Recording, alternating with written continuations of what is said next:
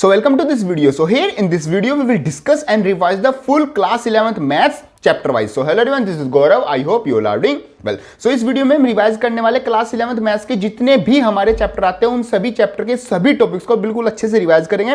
साथ साथ हम देखेंगे वो इंपॉर्टेंट कंसेप्ट, वो इंपॉर्टेंट क्वेश्चन जो कि आपके एग्जामिनेशन पॉइंट ऑफ व्यू से क्या होते हैं, काफी इंपॉर्टेंट होते हैं। बाकी ये जो नोट्स हैं और जो ये रिवीजन वीडियो है ये आपके डायरेक्टली और इनडायरेक्टली जो आपके एंट्रेंस एग्जामिनेशन होते हैं, जैसे आपका जेई हो गया, आपका नीट हो गया, और भी जो एंट्रेंस एग्जाम जहां पर आपका लाइक सीयूटी, जहां पर आपका जो क्लास 11th मैथ्स का जो सिलेबस है वो आपका क्या होता है, मतलब इंक्लूड होता है, वो यहाँ ये वाली वीडियो वहां पर भी आपके लिए काफी हेल्पफुल होने वाली है। तो शुरू करते हैं अपना रिवीजन। देखो हमारे पास जो चैप्टर फर्स्ट आता है वो आता है हमारा सेट। सेट देखो आपके लिए एक नया चैप्टर है, क्योंकि अभी तक आप क्लास 11th में अगर आप सीबीएसई बोर्ड से हैं तो अभी तक आपने सेट्स के बारे में कुछ भी नहीं पढ़ा। तो देखो सेट्स का मतलब क्या होता है, सेट का मतलब होता है a well defined collection of objects. जैसे आपके पास एक शेल्फ है, आपने वहां पर बुक्स रख रखी है मैथ्स की, फिजिक्स की, केमिस्ट्री की, तो आपने बिल्कुल मतलब वेल डिफाइंड कलेक्शन बना रखा अपनी बुक्स का, तो सिंपल वो क्या हो गया, वो आपका हो गया एक सेट। बेसिकली हम इसको दो फॉर्म में लिखते हैं, एक तो होती है हमारी रोस्टर फॉर्म और एक होती है हमारी set builder form. Roster form में तो हम जितने भी हमारे जो सेट्स हैं, जो हमारे मतलब जो एलिमेंट्स हैं उनका सिर्फ नाम लिख देते हैं,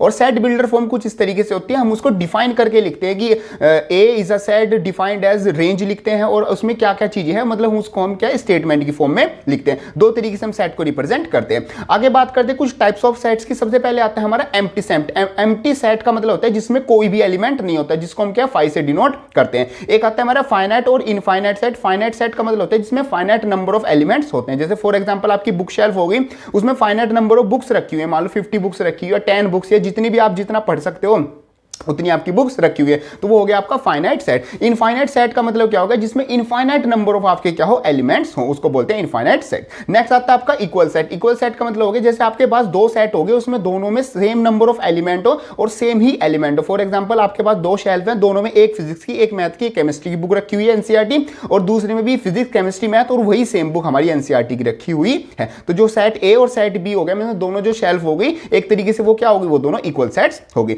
नेक्स्ट बात करते हैं single term set. Single term set का मतलब जिसमें आपका क्या हो, सिंपल एक ही एलिमेंट हो, जिसमें फॉर एग्जांपल शेल्फ में क्या एक ही बुक रखी हुई है, तो वो आपका हो गया सिंगल टर्म सेट। नेक्स्ट आता है इक्विवेलेंट सेट। इक्विवेलेंट सेट का मतलब क्या हो गया, two sets having equal number of elements. अब यहां पर एलिमेंट्स नंबर इक्वल है, वो कुछ भी अलग अलग हो सकते हैं। फॉर एग्जांपल जैसे आपके पास जो शेल्फ थी उसमें 3 बुक फिजिक्स, केमिस्ट्री, मैथ की रखी हुई है, और जो दूसरी शेल्फ है उसमें फिजिक्स, केमिस्ट्री और इंग्लिश की रखी हुई है, मतलब दोनों में 3-3 है, बट तीनों क्या एलिमेंट अलग अलग हैं, बट नंबर ऑफ एलिमेंट क्या है, सेम है, उसको हम बोलते हैं इक्विवेलेंस सेट। आगे बात करते हैं कार्डिनल नंबर। कार्डिनल नंबर का मतलब होता है जितने जो सेट है, सेट के अंदर हमारे कितने एलिमेंट्स है, उस नंबर को हम बोलते हैं कार्डिनल नंबर, जिसको हम डिनोट करते हैं स्मॉल एन से, और स्मॉल एन में ब्रैकेट में हम लिख देते हैं अपना जो भी सेट का नंबर होता है वो, और सेट को हम बेसिकली जो कैपिटल लेटर्स होते हैं ना ए बी सी डी, उससे हम रिप्रेजेंट करते हैं। आगे बात करते हैं सबसेट की। सबसेट का मतलब होता है if the every element of a set A is also element of set B, means set A के जितने भी एलिमेंट है वो सेट बी में भी हो, तो बी को हम क्या बोल देते हैं, सबसेट ऑफ बी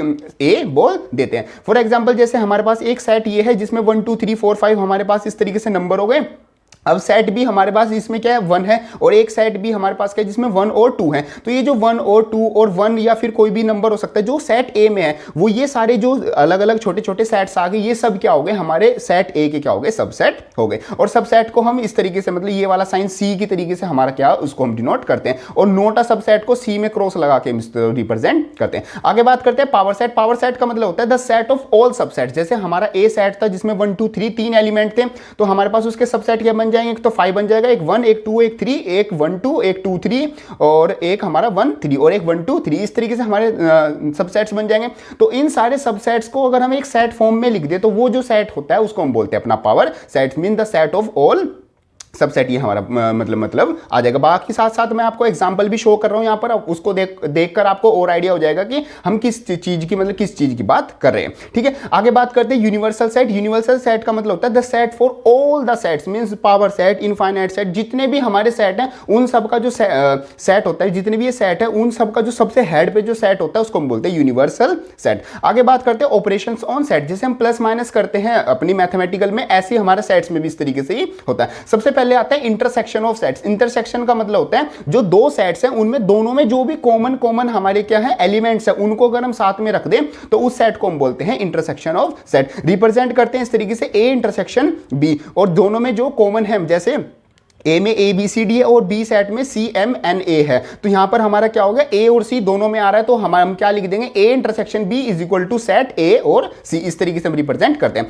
आगे बात करते हैं यूनियन ऑफ सेट से। यूनियन ऑफ सेट्स का मतलब होता है collection of both the sets, मतलब कि दोनों सेट्स में जितने भी हमारे एलिमेंट है उन दोनों एलिमेंट को अगर हम एक सेट में कंबाइन फॉर्म में लिख दें तो उसको हम बोलते हैं अपना यूनियन ऑफ सेट। और यहां पर एक और चीज का ध्यान रखना है, अगर मान लो सेट ए में भी बी है और सेट बी में भी बी है, मतलब स्मॉल बी एक एलिमेंट है, तो उसको हम सिंपल क्या है एक बार ही लिखेंगे, वो हमारा एक बार ही काउंट होता है। तो ए यूनियन बी इस तरीके से हम रिप्रेजेंट करते हैं। आगे बात करते हैं डिफरेंस ऑफ सेट की। डिफरेंस ऑफ सेट का मतलब होता है element of set A does not belong to set B, means set A के कुछ सेट ए में कुछ एलिमेंट है वो बी में नहीं हो, तो वो जो एलिमेंट उसमें नहीं है उन सेट्स को हम बोलते हैं ए माइनस का बी। रिप्रेजेंट इस तरीके से करते हैं, ए माइनस का बी इज इक्वल टू, जैसे ए में क्या है ए बी सी डी है और बी में क्या है ए एम डी है, तो उसमें देखो बी में कौन कौन से नहीं है, बी में हमारे एक तरीके से बी नहीं है और सी नहीं है, तो ए माइनस बी किसके इक्वल आ जाएगा, बी सी के इक्वल हमारा आ जाएगा। ये आ जाता है हमारा रिलेटेड टू सेट। आगे बात करते हैं complement of set. Complement of set का रिप्रेजेंट करते हैं ए डैश से, या फिर हम कभी कभी ए बार से भी कर देते हैं। एग्जामिनेशन में आपको ए बार या ए डैश दिख जाए या फिर दिया हुआ है तो समझ लेना वो कॉम्प्लीमेंट ऑफ सेट है। उसका मतलब होता है यूनिवर्सल माइनस हमारा सेट ए, मीन सेट ए में जितने भी एलिमेंट है वो हटा के जितने दुनिया में जितने भी एलिमेंट बच गए उस सेट को हम बोलते हैं complement of set A. The element of universal set not belong to set A, simple ये मतलब हमारा आता है। अब आगे बात करते हैं एल्जेब्रिक लॉज की, जो कि आपके लिए बहुत ज्यादा इंपॉर्टेंट होते हैं। यहां से एमसीक्यू टाइप क्वेश्चन और जो मतलब कि आपको एक तरीके से ड्राइव करने होते हैं क्वेश्चन, वहां यहां से वो वाले क्वेश्चन बनते हैं। सबसे पहले आता है इडोमपोटेंट लॉ। इसका मतलब क्या होता है, ए यूनियन ए बी किसके इक्वल होगा, सेट ए के इक्वल होगा, और ए इंटरसेक्शन ए बी किसके इक्वल होगा, ए के इक्वल ही होगा। आगे बात करते हैं आइडेंटिटी लॉ, जिसमें क्या होता है A union phi is equal to A होता है और ए इंटरसेक्शन यूनियन किसके इक्वल होता है, ए के इक्वल होता है। ये तो सिंपल सी बात है। अगर यूनिवर्सल में और ए में अगर इंटरसेक्शन करेंगे तो हमारे पास क्या बचेगा, ए वाला ही बचेगा। आगे बात करते हैं कम्यूटेटिव। कम्यूटेटिव का मतलब होता है ए यूनियन बी किसके इक्वल होगा, बी यूनियन ए के इक्वल होगा, और ऐसी ए इंटरसेक्शन बी इंटरसेक्शन के इक्वल होगा, मींस ऑर्डर का कोई भी फर्क यहां पर नहीं पड़ता। ऐसे आता है एसोसिएटिव लॉ। एसोसिएटिव में हम अपने 3 सेट लेंगे ए बी सी, पहले हम अपना ब्रैकेट में रखेंगे ए यूनियन बी, फिर दूसरी साइड रख देंगे बी यूनियन सी, तो वो दोनों आपस में क्या होंगे, इक्वल होंगे।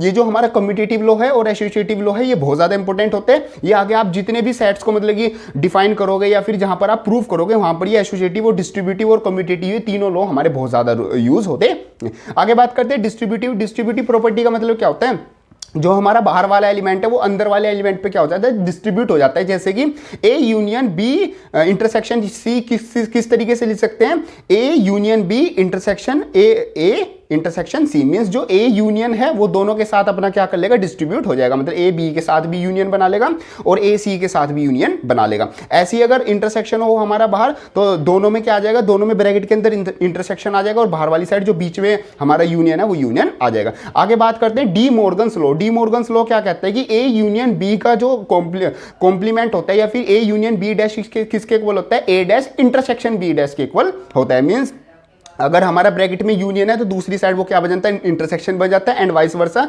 ए इंटरसेक्शन बी का dash is equal to A dash union B dash ही बन हमारा जाता है। आगे बात करते हैं सेवंथ जो वैल्यू आती है वो आती है A intersection B is equal to, अगर ए यूनियन बी के इक्वल है इसका मतलब जो सेट ए है वो सेट बी के इक्वल हमारा आ रहा है। ये एक सिंपल सी हम अपनी थ्योरम बोल सकते हैं या फिर ये कंसेप्ट हम यूज कर सकते हैं। आगे बात करते हैं कार्डिनल नंबर से रिलेटेड हमारे पास इक्वेशन आती है कि n A union B means number of element in A union B किसके इक्वल होता है, हमारा number of element n A plus का एन बी माइनस का n A union A intersection B. और ऐसे अगर तीन हमारे पास सेट हो तो जो कार्डिनल नंबर आएगा n A union B union C वो किसके इक्वल आएगा, एन ए प्लस का एन बी प्लस का एन सी माइनस का n A intersection B minus का n A B intersection C minus का n A intersection C plus का हम इसमें ऐड कर देंगे तीनों का इंटरसेक्शन। ये हमारे पास इस तरीके से वैल्यू इक्वल आ जाएंगी। आगे बात करते हैं सिमेट्री ऑफ सेट। सिमेट्री को हम ट्रायंगल से रिप्रेजेंट करते हैं। ए ट्रायंगल बी किसके इक्वल होता है कि A minus B union B minus का ए। इन दोनों का अगर हम यूनियन निकाले, दोनों का पहले डिफरेंस करके ए माइनस बी माइनस ए करके दोनों का अगर यूनियन कर दे तो वो किसके इक्वल होता है,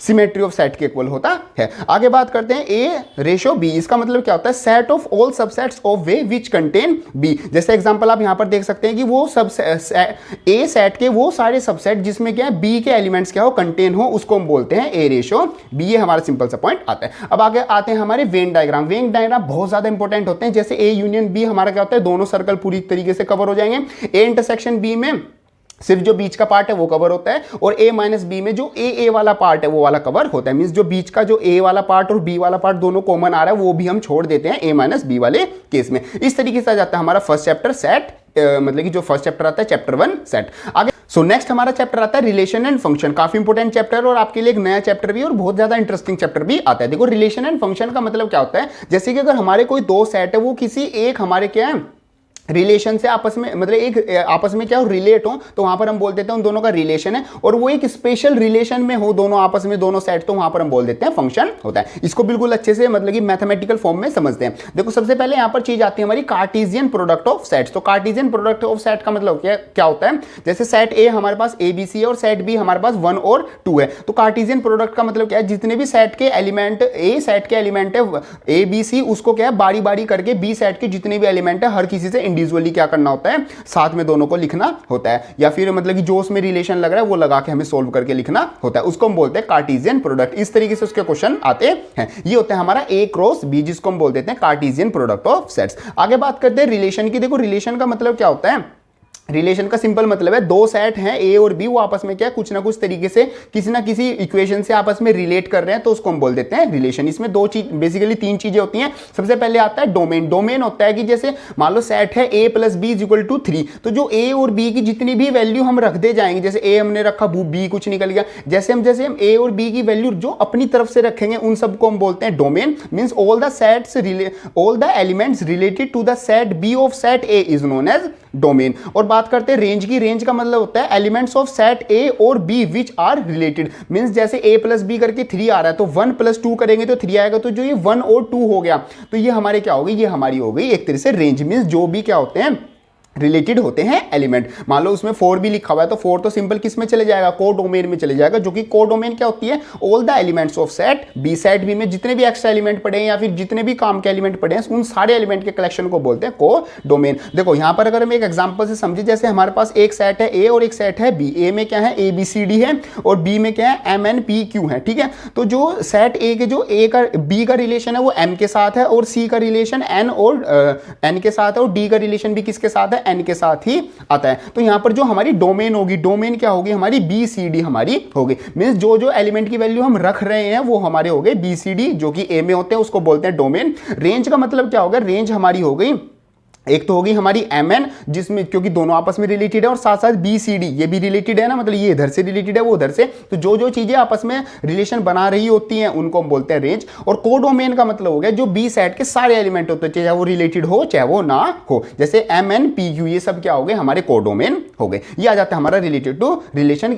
कुछ इस तरीके से इसके क्वेश्चन आते हैं। आगे बात करते हैं फंक्शन की। फंक्शन का मतलब क्या होता है, special type of relation in which every element of set A has a unique image in set B. Means set A के जितने भी एलिमेंट है उन सब की क्या होती है, यूनिक इमेज होती है किसमें, सेट बी में, उसको हम बोलते हैं रिलेशन। यहां पर क्या होता है, रेंज क्या होगी, रेंज सेट ऑफ इमेजेस होगी। मींस जो रेंज वाला हमारा पार्ट होता है सेट बी, हमने जैसे देखा उसमें सारी हमारी इमेजेस आएंगी जो सोल्व करके हमारी वैल्यूज आएंगी एक तरीके से वो। और डोमेन का मतलब क्या होता है, set of every element of set A. Means set A के जितने भी एलिमेंट है जो कि रिलेट कर रहे हैं उसको हम बोलते हैं अपना डोमेन। अब यहां पर बात करते हैं total number of ordered pair in A cross B. तो ऑर्डर्ड पेयर क्या होता है, ऑर्डर पेयर जैसे हमने देखा इसमें हमारे पास जैसे ए क्रॉस बी हम कर रहे थे ना, तो वहां पर हमारे ए क्रॉस बी करने के बाद कार्टेशियन प्रोडक्ट करने के बाद नंबर्स आ रहे थे ना, हम जो हम ब्रैकेट में लिख रहे थे, तो उन सबको हम बोलते हैं ऑर्डर्ड पेयर। तो ये हम कैसे पता लगा सकते हैं कि दो सेट को मल्टीप्लाई कार्टेशियन प्रोडक्ट करने के बाद हमारे कितने ऑर्डर पेयर्स आएंगे, तो वो हम कर सकते हैं। अगर हमारे पास सेट है ए क्रॉस बी, तो उसके जितने भी नंबर ऑफ एलिमेंट्स है, मान लो सेट ए में एम एलिमेंट है, सेट बी में एन एलिमेंट्स है, तो दोनों की अगर मल्टीप्लाई कर देंगे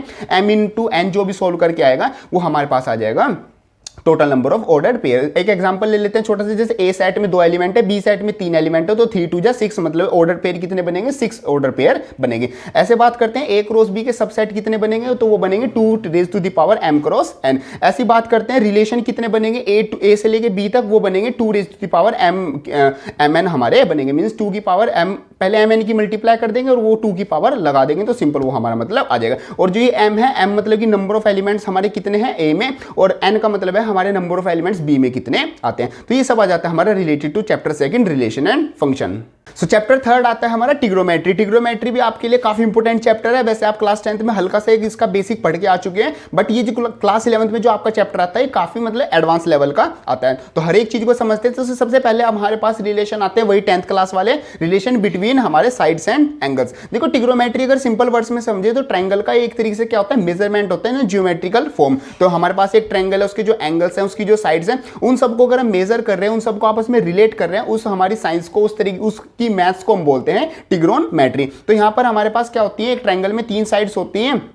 राइट एंगल ट्रायंगल में हमारी होगी हाइपोटेनियस, जो कि राइट एंगल ट्रायंगल के बिल्कुल सामने होती है, राइट एंगल के सामने होती है। एक होता है हमारा बेस, जहां पर हमारा जो थीटा एंगल बनता है उसको बोलते हैं बोस बोल रहा हूं, बेस। और जो हमारे पास एल्टीट्यूड होता है उसको हम बोलते हैं परपेंडिकुलर। तीनों का रिलेशन क्या होता है, एक तरह से पाइथागोरस थ्योरम से देखें तो hypotenuse square is equal to perpendicular square plus हमारा क्या होता है, बेस स्क्वायर होता है। और जो हमारे पास तीनों के जो तीनों साइड्स हैं और जो एंगल्स का रिलेशन होता है वो कुछ इस तरीके से होता है। जैसे आप अगर ये देखो पी वाला ये होता है, तो हम इसको ऐसे पढ़ सकते हैं, पंडित भद्री प्रसाद हर हर बोले, सोना चांदी तोले। तो इस तरीके से अगर आप लिख दोगे तो आप क्या रिलेशन निकाल सकते हो, जैसे P अपॉन H हो गया साइन थीटा के इक्वल, बी अपॉन एच हो गया आपका कोस थीटा के इक्वल, और पी अपॉन बी हो गया आपका टेन थीटा के इक्वल। बस आप ये 3 याद रख लो। तीनों का अगर उल्टा कर दोगे तो आपका दूसरे आ जाएगा। साइन का अगर उल्टा कर दोगे तो आपका क्या आ जाएगा, आपका सिंपली आ जाएगा कोसेक, जो कि किसके इक्वल होता है, एच बाई पी के इक्वल होता है। कोस का अगर उल्टा कर दोगे तो सेक आ जाएगा, जो कि आ जाएगा एच बाई बी। और अगर टेन का उल्टा कर दोगे तो आ जाएगा आपका कोट थीटा, जो कि किसके इक्वल होता है, बी बाई पी के इक्वल होता है। और जिस हमारी साइड पर, जिस वाले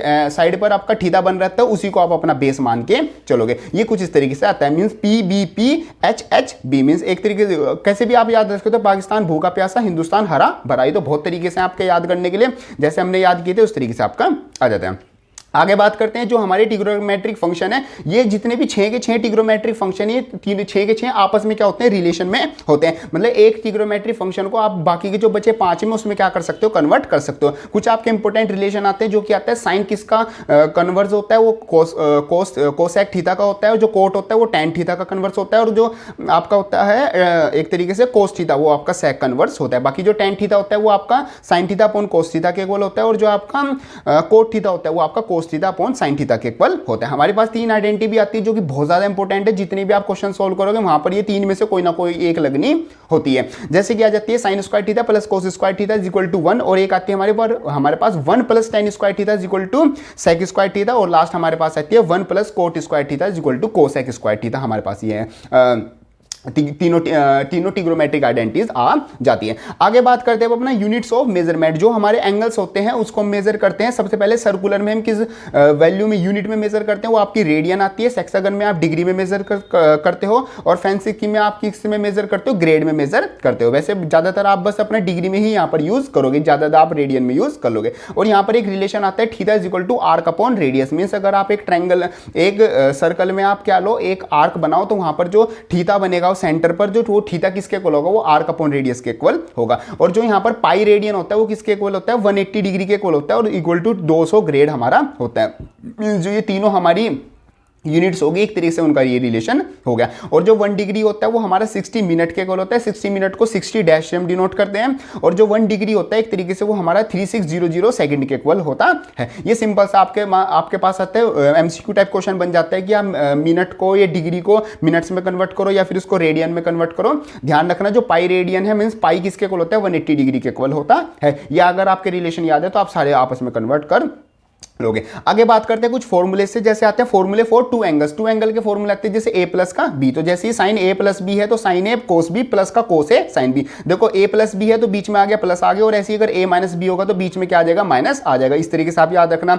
ऐसे आता है कोस a प्लस का b। अब देखो अगर कोस की बात हो रही है तो साथ में a b क्वेश्चन मतलब साथ में आएंगे, बट उनमें क्या होगा, उनमें बीच में अगर a प्लस b है कोस के केस में तो बीच में क्या लग जाएगा, माइनस लग जाएगा। और अगर बीच में माइनस है कोस a माइनस b तो बीच में क्या लग जाएगा, प्लस लग जाएगा। जैसे कोस a प्लस का b equal to cos a cos b minus का साइन a साइन b। तो उसमें साइन वाले केस में क्या आता है, साइन कोस साथ में आ रहे थे, और कोस वाले केस में साइन साइन साथ में आएगा, कोस कोस साथ में आएगा। इस तरीके से आप याद रख सकते हो। आगे बात करते हैं tan a प्लस का b। तो tan a प्लस b में अगर प्लस में है तो ऊपर क्या आ जाएगा, प्लस का साइन आ जाएगा। मींस tan a प्लस का tan b अपॉन 1 माइनस का tan a tan b। और अगर tan a माइनस का b है तो ऊपर क्या आ जाएगा, माइनस आ जाएगा, tan a माइनस का tan b, और नीचे उसका उल्टा साइन आ जाएगा 1 प्लस का tan a tan b। आगे बात करते हैं कोट a प्लस का b। इसमें क्या होगा, अगर ऊपर a प्लस b है तो ऊपर वाली साइड न्यूमरेटर में आपका माइनस साइन आएगा, नीचे उसका उल्टा उल्टा ही आ जाएगा, कोट ए प्लस का B equal to cot A cot B minus का 1 अपॉन कोट बी प्लस का कोट ए, और कोट ए माइनस का बी क्या होता है, cot A cot B minus का प्लस का 1 अपॉन कोट बी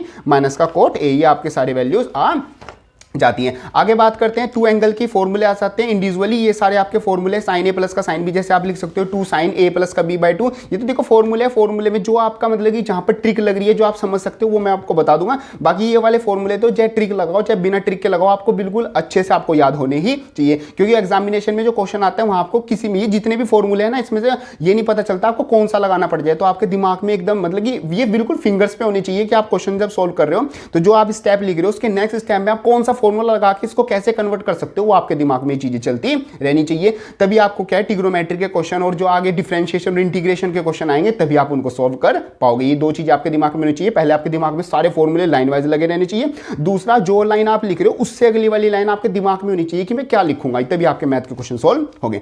आगे सारे आप डबल एंगल के फॉर्मूले आते हैं, ऐसे आपके मल्टीप्लिकेशन के फॉर्मूला आते हैं। अब यहां पर जो इंपॉर्टेंट चीज आती है वो आती है general solution of sine theta cos theta and हमारा टेन थीटा। तो यहां पर हमने जो अल्फा एंगल है अगर उसकी वैल्यू चेंज करें तो हमारे पास किस तरीके से रिलेशन आता है, जो साइन थीटा होता है वो किसके इक्वल होता है, साइन अल्फा के इक्वल होता है, जिसमें थीटा की वैल्यू क्या होगी, theta is equal to n pi plus का प्लस माइनस 1 की पावर एन अल्फा, और एन जैसे जितने हम नंबर लेते रहेंगे रोटेशन करते रहेंगे वो हम अपनी वैल्यू रखते रहेंगे। ये आपका कन्वर्ट करने के लिए आता है थीटा को अल्फा में। ऐसी कोस थीटा किसके इक्वल होता है, कोस अल्फा के लिए, जहां पर आपका थीटा किसके इक्वल होगा, कौन सा हमारे पास रिलेशन आएगा, वो आएगा 2n pi plus minus alpha. ऐसे आता है tan theta is equal to tan alpha, और थीटा यहां पर किसके इक्वल है, n पाई प्लस का अल्फा के इक्वल आता है। अब ये देखो ये आप इसको और अच्छे से समझोगे जब आप ये क्या है जो हमारा ये चार्ट आता है पूरा कार्टेशियन प्लेन, ये आप अच्छे से समझ लोगे। ये देखो चार्ट इस तरीके से आता है, हमारे पास यहां पर क्या है चार क्वाड्रेंट है, तो फर्स्ट क्वाड्रेंट में क्या है 0 से लेकर 90 डिग्री तक है, सेकंड क्वाड्रेंट में 90 से 180 तक है, और थर्ड में 180 से 270,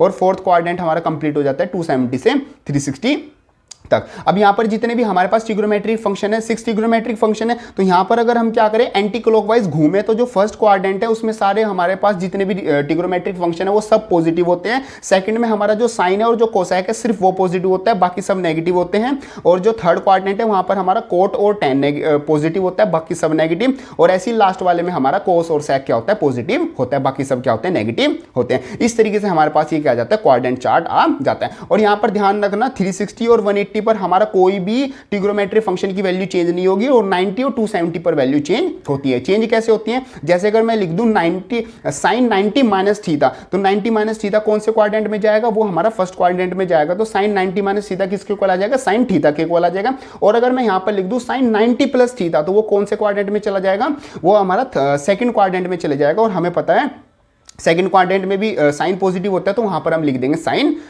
थीटा, मतलब कि 90 और 270 पर ही हमारी क्या होगी, ट्रिग्नोमेट्रिक वैल्यू चेंज होगी। ऐसे अगर साइन 180 प्लस माइनस थीटा कुछ भी हो तो वो साइन ही रहेगा, बस हमारे पास प्लस माइनस वाले साइन चेंज हो जाएंगे। जैसे अगर मैं थर्ड क्वाड्रेंट में जाऊं साइन को लेके तो वहां पर साइन नेगेटिव है, जैसे मैं लिखूं साइन 180 प्लस थीटा, तो यहां पर क्या आ जाएगा, माइनस का साइन थीटा हमारा वैल्यू आ जाएगी। ये सब वैल्यू मैंने यहां पर लिख रखी है कि फर्स्ट क्वाड्रेंट में कौन सा वैल्यू चेंज होगी, किसके इक्वल आती है, फर्स्ट सेकंड थर्ड फोर्थ सारी वैल्यू लिखी हुई है। अगर आप एक बार पढ़ लोगे तो आपको रिवाइज भी हो जाएंगी, और बाकी पढ़ने की जरूरत नहीं है, मैंने आपको जो चार्ट समझा दिया, ये चार्ट जिसने समझ लिया वो अपने आप ही कन्वर्ट करके बता देगा। बस ध्यान रखना 90 और 270 पे वैल्यू चेंज होती है ट्रिग्नोमेट्रिक फंक्शन की भी, और साइन तो जिस भी क्वाड्रेंट में जाओगे, मतलब जो वैल्यू आपकी बाद में आई है, जैसे साइन 90 माइनस का थीटा आपका कोस थीटा के इक्वल होता है, जो कोस है वो उस क्वाड्रेंट में प्लस है माइनस है, वो उसका उस चीज का आप क्या रखोगे, ध्यान रखोगे, ठीक है।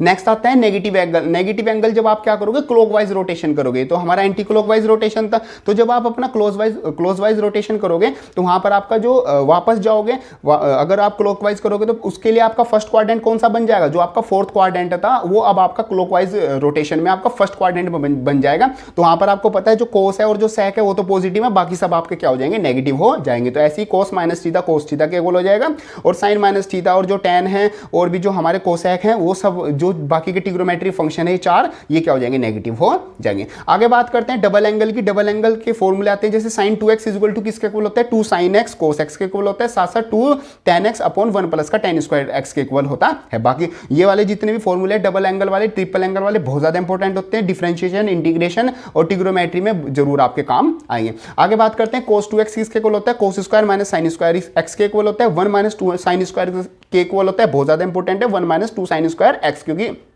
काफी क्वेश्चन में ये यूज होता है। 1 माइनस का ten square x upon 1 plus का टेन स्क्वायर के इक्वल भी होता है, और साथ साथ 2 कोस स्क्वायर एक्स माइनस के 1 के इक्वल भी होते हैं। ऐसे आपके सारे 2x वाले 3x वाले सारे आपके मैंने यहाँ पर फॉर्मूले ले रखे हैं नोट्स में, वो सब आपको यहाँ पर मिल जाएगा। इसको आप एक बार रीड करोगे तो आपको पता ही चल जाएगा कि कौन सा किस तरीके से आता है। बाकी जो समझाने की चीज है वो मैंने आपको समझा ही दी। आगे बात करते हैं sum of interior angle, means आपका कोई भी ट्रायंगल है, कितनी भी साइड का आपकी फिगर है, तो उसके जो सम ऑफ इंटीरियर एंगल होते हैं वो किसके इक्वल होते हैं, n पाई माइनस का 2 पाई के इक्वल होते हैं। इनमें जो n है, n मतलब नंबर ऑफ साइड्स उस फिगर में कितनी है। तो अगर यहाँ पर आप ट्रायंगल का भी निकालोगे तो आपका पाई के इक्वल आता है, सोल्व करोगे जैसे 3 pi minus 2 pi is equal to pi, जो कि किसके इक्वल है, 180 डिग्री के इक्वल आता है। तो इस तरीके से आप अपना तीनों का सम निकाल सकते हो। इस तरीके से आज आपका आ जाता है chapter trigonometric function. So next हमारा चैप्टर आता है कॉम्प्लेक्स नंबर। कॉम्प्लेक्स नंबर भी काफी इंपॉर्टेंट चैप्टर है और आपके लिए एक नया चैप्टर भी है, तो आपको समझने में भी मजा आएगा। देखो चैप्टर आता है कॉम्प्लेक्स नंबर। कॉम्प्लेक्स नंबर हम किसको बोलते हैं, एक तरीके से जो हमारे पास कॉम्बिनेशन होता है रियल और इमेजिनरी नंबर का, उसको हम बोलते हैं कॉम्प्लेक्स नंबर। रियल नंबर हो गए सिंपल आपके 1 2 3 5, जो आपके नेचुरल नंबर हो गए, होल नंबर, ये सारे आपके क्या हो गए, real number, rational number, irrational number, odd even, ये सब आपके क्या हो गए, रियल नंबर्स हो गए। कॉम्प्लेक्स नंबर आपके क्या हो गए, आयोटा फॉर्म वाले। आयोटा फॉर्म वाले को हम बोलते हैं इमेजिनरी नंबर। तो उन दोनों के इन दोनों के कॉम्बिनेशन को हम बोलते हैं कॉम्प्लेक्स नंबर। जैसे जिसको हम लिखते हैं z से डिनोट करते हैं, तो z is equal to a plus का आयोटा b के इक्वल आता है, जिसमें जो a b है वो एक तरीके से हमारे रियल नंबर है, और जिसके साथ आयोटा लग जाता है वो क्या बन जाता है, वो हमारे पास एक आयोटा, क्या आयोटा हमारी इमेजिनरी नंबर है और इसके साथ ये लग गया तो पूरा नंबर हो गया हमारा कॉम्प्लेक्स नंबर। इमेजिनरी नंबर की बात करें तो सिंपल वो हो गए जिनके हमारे क्या स्क्वायर रूट नेगेटिव आ जाते हैं, उनको बोलते हैं हम अपना इमेजिनरी नंबर। जैसे एग्जांपल के लिए अंडर रूट माइनस का 3, तो कुछ भी हमारे पास इसका स्क्वायर रूट नहीं होगा, क्योंकि अगर दो नंबर को मल्टीप्लाई करेंगे तो वो तो पॉजिटिव आएगा ना, तो ये -3 कभी आ ही नहीं सकता। तो इस टाइप के नंबर को इमेजिनरी नंबर बोल सकते हैं। मीन्स ये जो रियल लाइफ में एक तरीके से हमारे लिए एग्जिस्ट नहीं कर रहे। तो जो -3 अंडर रूट -3 है, तो उसको हम कैसे लिख सकते हैं, अंडर रूट 3 आयोटा लिख सकते हैं। मींस जो -1 की वैल्यू है वो हमने किसके इक्वल लिख दी, वो आयोटा के इक्वल लिख दी। इस तरीके से आ जाते हैं हमारे पास इमेजिनरी नंबर। बाकी बात करते हैं आयोटा की वैल्यू। तो जो आयोटा की वैल्यू होती है वो अंडर रूट -1 होती है, और अगर इसका स्क्वायर कर दे, आयोटा स्क्वायर किसके इक्वल होता है, -1 के इक्वल होता है। आयोटा क्यूब माइनस का आयोटा के इक्वल होता है, और आयोटा की पावर 4 किसके इक्वल होता है, 1 के इक्वल होता है। यहां से पक्का क्वेश्चन आता है आपका बोर्ड्स बोल रहा हूं, बोर्ड्स में तो चलो आ ही जाएगा, मतलब इनडायरेक्टली यूज। एग्जाम में किस तरीके से क्वेश्चन आता है, आपको आयोटा की पावर मान लो 16 दे दी, तो उसकी वैल्यू बतानी है। तो जो 16 है उसको पहले आप 4 से डिवाइड करोगे, तो अगर 4 से पूरा डिवाइड हो गया तो आपकी आयोटा की वैल्यू 1 आएगी। बाकी मान लो वो 17 था, तो 17 में 16 तो हट गया, जब आपने 4 से डिवाइड किया, तो 16 वालों की जो आयोटा की पावर 16 है उसकी वैल्यू तो हो गई 1, और जो बच जाएगा आयोटा की पावर 1, तो वो आ जाए आपका अंडर रूट माइनस का 1। इस तरीके से आप वैल्यू निकाल सकते हो। नेक्स्ट आपका आता है modulus of complex number. Modulus का मतलब होता है जो भी आपके दो नंबर है ए और बी, उनका क्या करोगे, उन दोनों का स्क्वायर करके क्या कर दोगे, ऐड कर दोगे, उसको हम उसका रूट निकाल दोगे, फिर उसको बोलते हैं अपना मॉडुलस ऑफ कॉम्प्लेक्स नंबर। मतलब एक तरीके से उसकी पॉजिटिव वैल्यू या फिर एक तरीके से उसका मैग्नीट्यूड। आगे बात करते हैं कॉन्जुगेट ऑफ जेड। जेड का कॉन्जुगेट क्या होगा, जब आप प्लस का आयोटा किसमें चेंज कर दोगे, आप माइनस आयोटा में चेंज कर दोगे, तो आपके पास वैल्यू आ जाएगी कॉन्जुगेट की। Means z equal to a plus का आयोटा b, उसका जो कॉन्जुगेट होगा मींस z बार या फिर z डैश भी लिख देते हैं, वो किसके इक्वल होगा, a माइनस का आयोटा b। आयोटा को माइनस आयोटा से क्या कर दो, रिप्लेस कर दो। नेक्स्ट आता है additive inverse of a plus का आयोटा b। तो एडिटिव इनवर्स का मतलब क्या होता है, जितने भी साइन आपके जहां पर प्लस के थे ना, वहां पर आप क्या कर दो, माइनस का कर दो। जैसे a प्लस का b था ना, तो a माइनस का a प्लस आयोटा माइनस का b हमारा ये हो जाएगा। नेक्स्ट बात करते हैं ऑपरेशन ऑफ कॉम्प्लेक्स नंबर। तो जैसे नॉर्मल ऑपरेशन होता है एडिशन सब्ट्रैक्शन, उस तरीके से इसमें होता है। तो एडिशन में क्या होगा, जो रियल नंबर है वो रियल नंबर में प्लस माइनस होगा, और जो इमेजिनरी है वो इमेजिनरी में होगा। जैसे 3 प्लस का 10 आयोटा में अगर मैं प्लस करूं 4 प्लस का 6 आयोटा, तो 3 प्लस 4 होगा 7, और 10 आयोटा प्लस का 6 आयोटा मेरा क्या हो जाएगा, 16 आयोटा के इक्वल हो जाएगा। ऐसी सेम सब्ट्रैक्शन होगा। मल्टीप्लिकेशन में क्या होता है, जैसे हम दो ब्रैकेट वाले नंबर को, जैसे नॉर्मल एक्सप्रेशन होती है, अलजेब्रिक फंक्शन होता है, उनको मल्टीप्लाई करते हैं, उस तरीके से हम इसको क्या करेंगे, मल्टीप्लाई करेंगे। डिवाइड में पहले हम क्या करते हैं, उनको रेशनलाइज करते हैं। रेशनलाइज करने का आपको मतलब पता ही है, उनको क्या करें, जो भी हमारा डिनोमिनेटर है उसको क्या करते हैं, साइन चेंज करके उससे मल्टीप्लाई कर दिया, और फिर हमने क्या कर दिया, सोल्व करके, मीन्स एक तरह से रूट को नॉर्मल वैल्यू में कन्वर्ट करके हम क्या करेंगे, सोल्व कर देंगे। इस तरीके से हम डिवाइड करते हैं। नेक्स्ट हम बात करते हैं argument of complex number. Argument बहुत ज्यादा इंपॉर्टेंट है, क्योंकि आपके पोलर फॉर्म में काम आएगा। आर्ग्यूमेंट का मतलब होता है, जैसे आपके पास एक कॉम्प्लेक्स नंबर है z is equal to a plus का आयोटा b, तो आर्ग्यूमेंट z किसके को आएगा, tan inverse b upon a। अगर आप ये एंगल निकाल लेते हो तो इसी को हम बोलते हैं आर्ग्यूमेंट ऑफ कॉम्प्लेक्स नंबर। ठीक है, means tan inverse b upon a।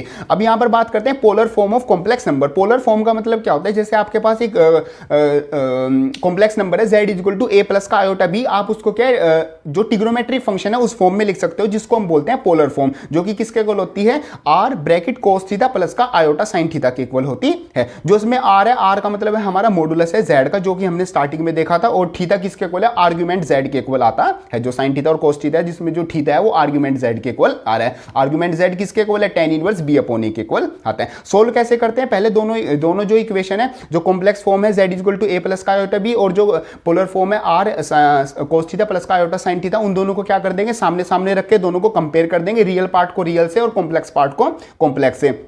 तो हमारे पास a की वैल्यू आ जाएगी r cos थीटा, और जो b की वैल्यू आ जाएगी वो r sin थीटा आ जाएगी। यहाँ पर दो हमारे पास क्या होगी, इक्वेशन आ गई, दोनों को क्या करेंगे, स्क्वायर करके दोनों को ऐड कर देंगे। तो वहां से हम क्या करते हैं, r की वैल्यू निकाल लेते हैं, जो कि किसके इक्वल आती है, under root a square plus b square के इक्वल आती है, और जो कि क्या होता है आपका, वो एक तरह से मॉडुलस होता है। r की वैल्यू निकल गई। अब यहाँ पर थीटा की वैल्यू कैसे निकालोगे, जो आपकी दोनों इक्वेशन है, 2 को 1 से डिवाइड कर दोगे तो आपके पास tan थीटा किसके इक्वल आ जाएगा, b अपॉन a, और यहाँ से आपका थीटा किसके इक्वल आ जाएगा, tan inverse b upon a के इक्वल आ जाएगा। ये सिंपल, आप यहां से थीटा भी निकल गया, आर भी निकल गया, और जो ये इक्वेशन है आपकी स्टार्टिंग वाली, इसमें अगर आप वैल्यू रख दोगे तो आपकी जो कॉम्प्लेक्स नंबर है वो आपका किस फॉर्म में आ जाएगा, वो आपका पोलर फॉर्म में आ जाएगा। एग्जामिनेशन में 4 से 5 मार्क्स का पक्का 100% ये वाला एक क्वेश्चन आता है कि आपको नॉर्मल कॉम्प्लेक्स नंबर दिया हुआ है, आपको उसको किस चीज में कन्वर्ट करना है, आपको उसको पोलर फॉर्म में कन्वर्ट करना है। नेक्स्ट एक चीज आती है मल्टीप्लिकेटिव इनवर्स।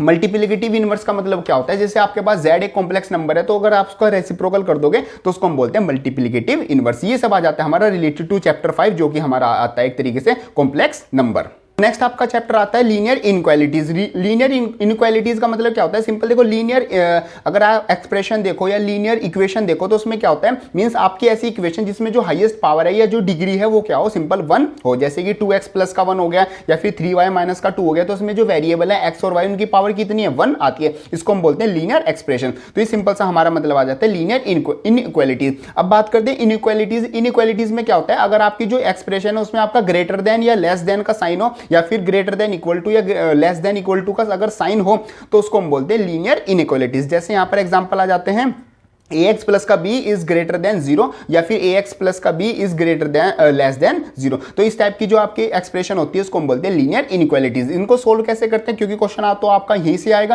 कि सोल्व कैसे करना है। तो सिंपल आपको 2 चीजें याद रखनी होगी। सबसे पहले इक्वल नंबर में भी एडिड, सब्ट्रैक्टेड, मल्टीप्लाई और divide on the both side to solve equation. दोनों साइड आपके पास नंबर है तो आप दोनों साइड क्या करोगे, equal number add, subtract, multiply, divide कर सकते हो अपनी इक्वेशन को बैलेंस करने के लिए, एक तरीके से सोल्व करने के लिए। और साथ साथ आप क्या करते हो, अगर आप क्या कर दो, किसी भी नेगेटिव नंबर से मल्टीप्लाई, डिवाइड या फिर कुछ भी कर देते हो, मींस नेगेटिव नंबर आप ऐड कर रहे हो किसी भी साइड, तो आपके जो इनइक्वालिटीज का साइन है वो क्या हो जाएगा, चेंज हो जाएगा। अगर वो ग्रेटर देन था तो वो क्या हो जाएगा, लेस देन हो जाएगा। ये 2 रूल आपको याद रखने हैं। अब देखो ग्राफ किस तरीके से सोल्व करोगे। सबसे पहले तो जो आपकी इनइक्वालिटी की जो एक्सप्रेशन है उसको आप इक्वालिटी में कन्वर्ट कर दोगे, मींस जो ग्रेटर देन लेस देन का साइन है उसको आप क्या मान लोगे, एक तरीके से लेट कर लोगे कि वो इक्वल का ही साइन आता है। अब वहां पर जो ए बी सी या फिर एक्स वाई जेड जो भी वेरिएबल है उनसे आप अपना टेबल बना लोगे, एक्स की वैल्यू रख के वाई की वैल्यू निकाल लोगे, तो उसकी हेल्प से आप क्या बनोगे, ग्राफ पर क्या बना लोगे, लाइन बना लोगे। जब आपके एक्स वाई जेड की हेल्प से आपका ग्राफ में लाइन बन जाएगी, तो अब आप जो इक्वेशन है उसमें क्या लिखोगे, एक्स की वैल्यू 0 रखोगे और वाई की वैल्यू भी 0 रखोगे। 0 रखने के बाद आपको पता चल जाएगा फाइंड वेदर ये जो इक्वेशन है ये ट्रू है या फिर फॉल्स है। मींस 0 रखने पर वो लेस देन या इक्वल, जो लेस देन या फिर ग्रेटर देन आ रही थी, अगर वो वही आ रही है मींस ट्रू वैल्यू आ रही है, एक तो केस ये हो सकता है, या फिर अगर वो फॉल्स आ रही है मींस 0 रखने पर वो वैल्यू छोटी आ रही है बट एक्चुअल में वो उससे बड़ी है। दो रिलेशन आ गए।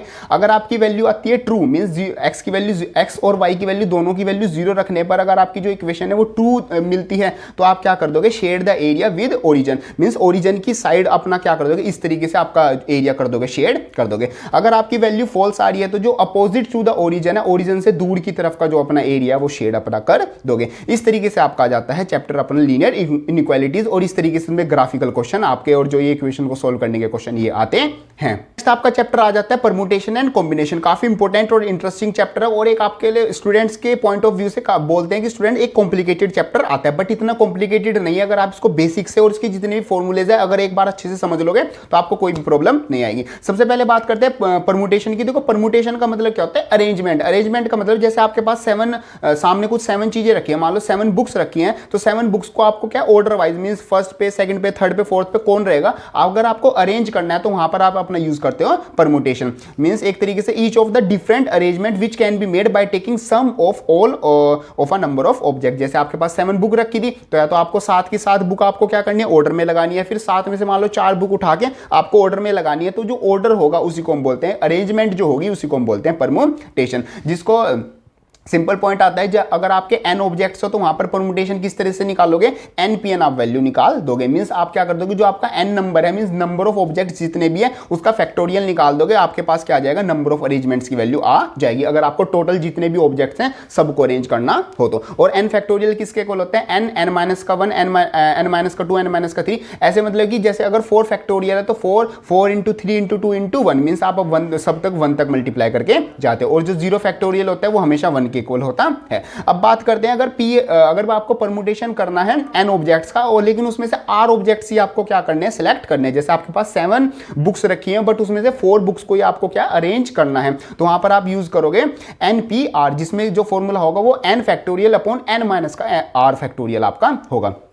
जैसे एग्जांपल आपके पास 7 बुक्स थी तो ऊपर आ जाएगा 7 फैक्टोरियल और नीचे आ जाएगा आपको 4 बुक्स 4 बुक्स आपको क्या करनी थी, अरेंज करनी थी। अब यहाँ पर वर्ड ध्यान रखना, हमेशा अरेंज आपका यूज होगा, तो अरेंज इतनी बुक करनी थी ऑर्डर में, तो आप क्या आ जाएगा 7 माइनस का 4, मतलब जितना भी आपको बुक अरेंज करनी तो 3 फैक्टोरियल, तो 4 फैक्टोरियल अपॉन 3 फैक्टोरियल ये आपकी वैल्यू आ जाएगी। इतने आपके क्या हो जाएंगे, इतने आपके अरेंजमेंट हो जाएंगे, जिस वे से आप क्या कर सकते हो, अरेंज कर सकते हो। अब इसमें कॉम्प्लिकेशन वो लगा देगा कि कई बार आपको क्या करना है, मान लो 4 बुक्स थी तो आपको फिजिक्स की सबसे पहले रखनी है, या कई बार वो बोल देगा फिजिक्स और केमिस्ट्री आपके साथ में नहीं आएगी, तो वो जो भी बोले मतलब कि ये साथ में नहीं आता, जितने नंबर्स वो आप बोले उस नंबर से सिंपली मल्टीप्लाई करते जाओगे, मतलब कि वो मल्टीप्लाई करते जाओगे फैक्टर, वो आपका सिंपल आंसर आ जाएगा। अब कुछ प्रॉपर्टीज की बात करते हैं, जैसे आपकी आती है प्रॉपर्टीज ऑफ परमुटेशन। सबसे पहले जो npn होता है वो सिंपल n-1 n-2 ऐसे डैश डैश करके 3 इंटू 2 इंटू 1 के इक्वल होता है। np0 की वैल्यू हमेशा 1 होती है, और जो npn होता है np1 होता है वो हमेशा n के इक्वल ही होता है।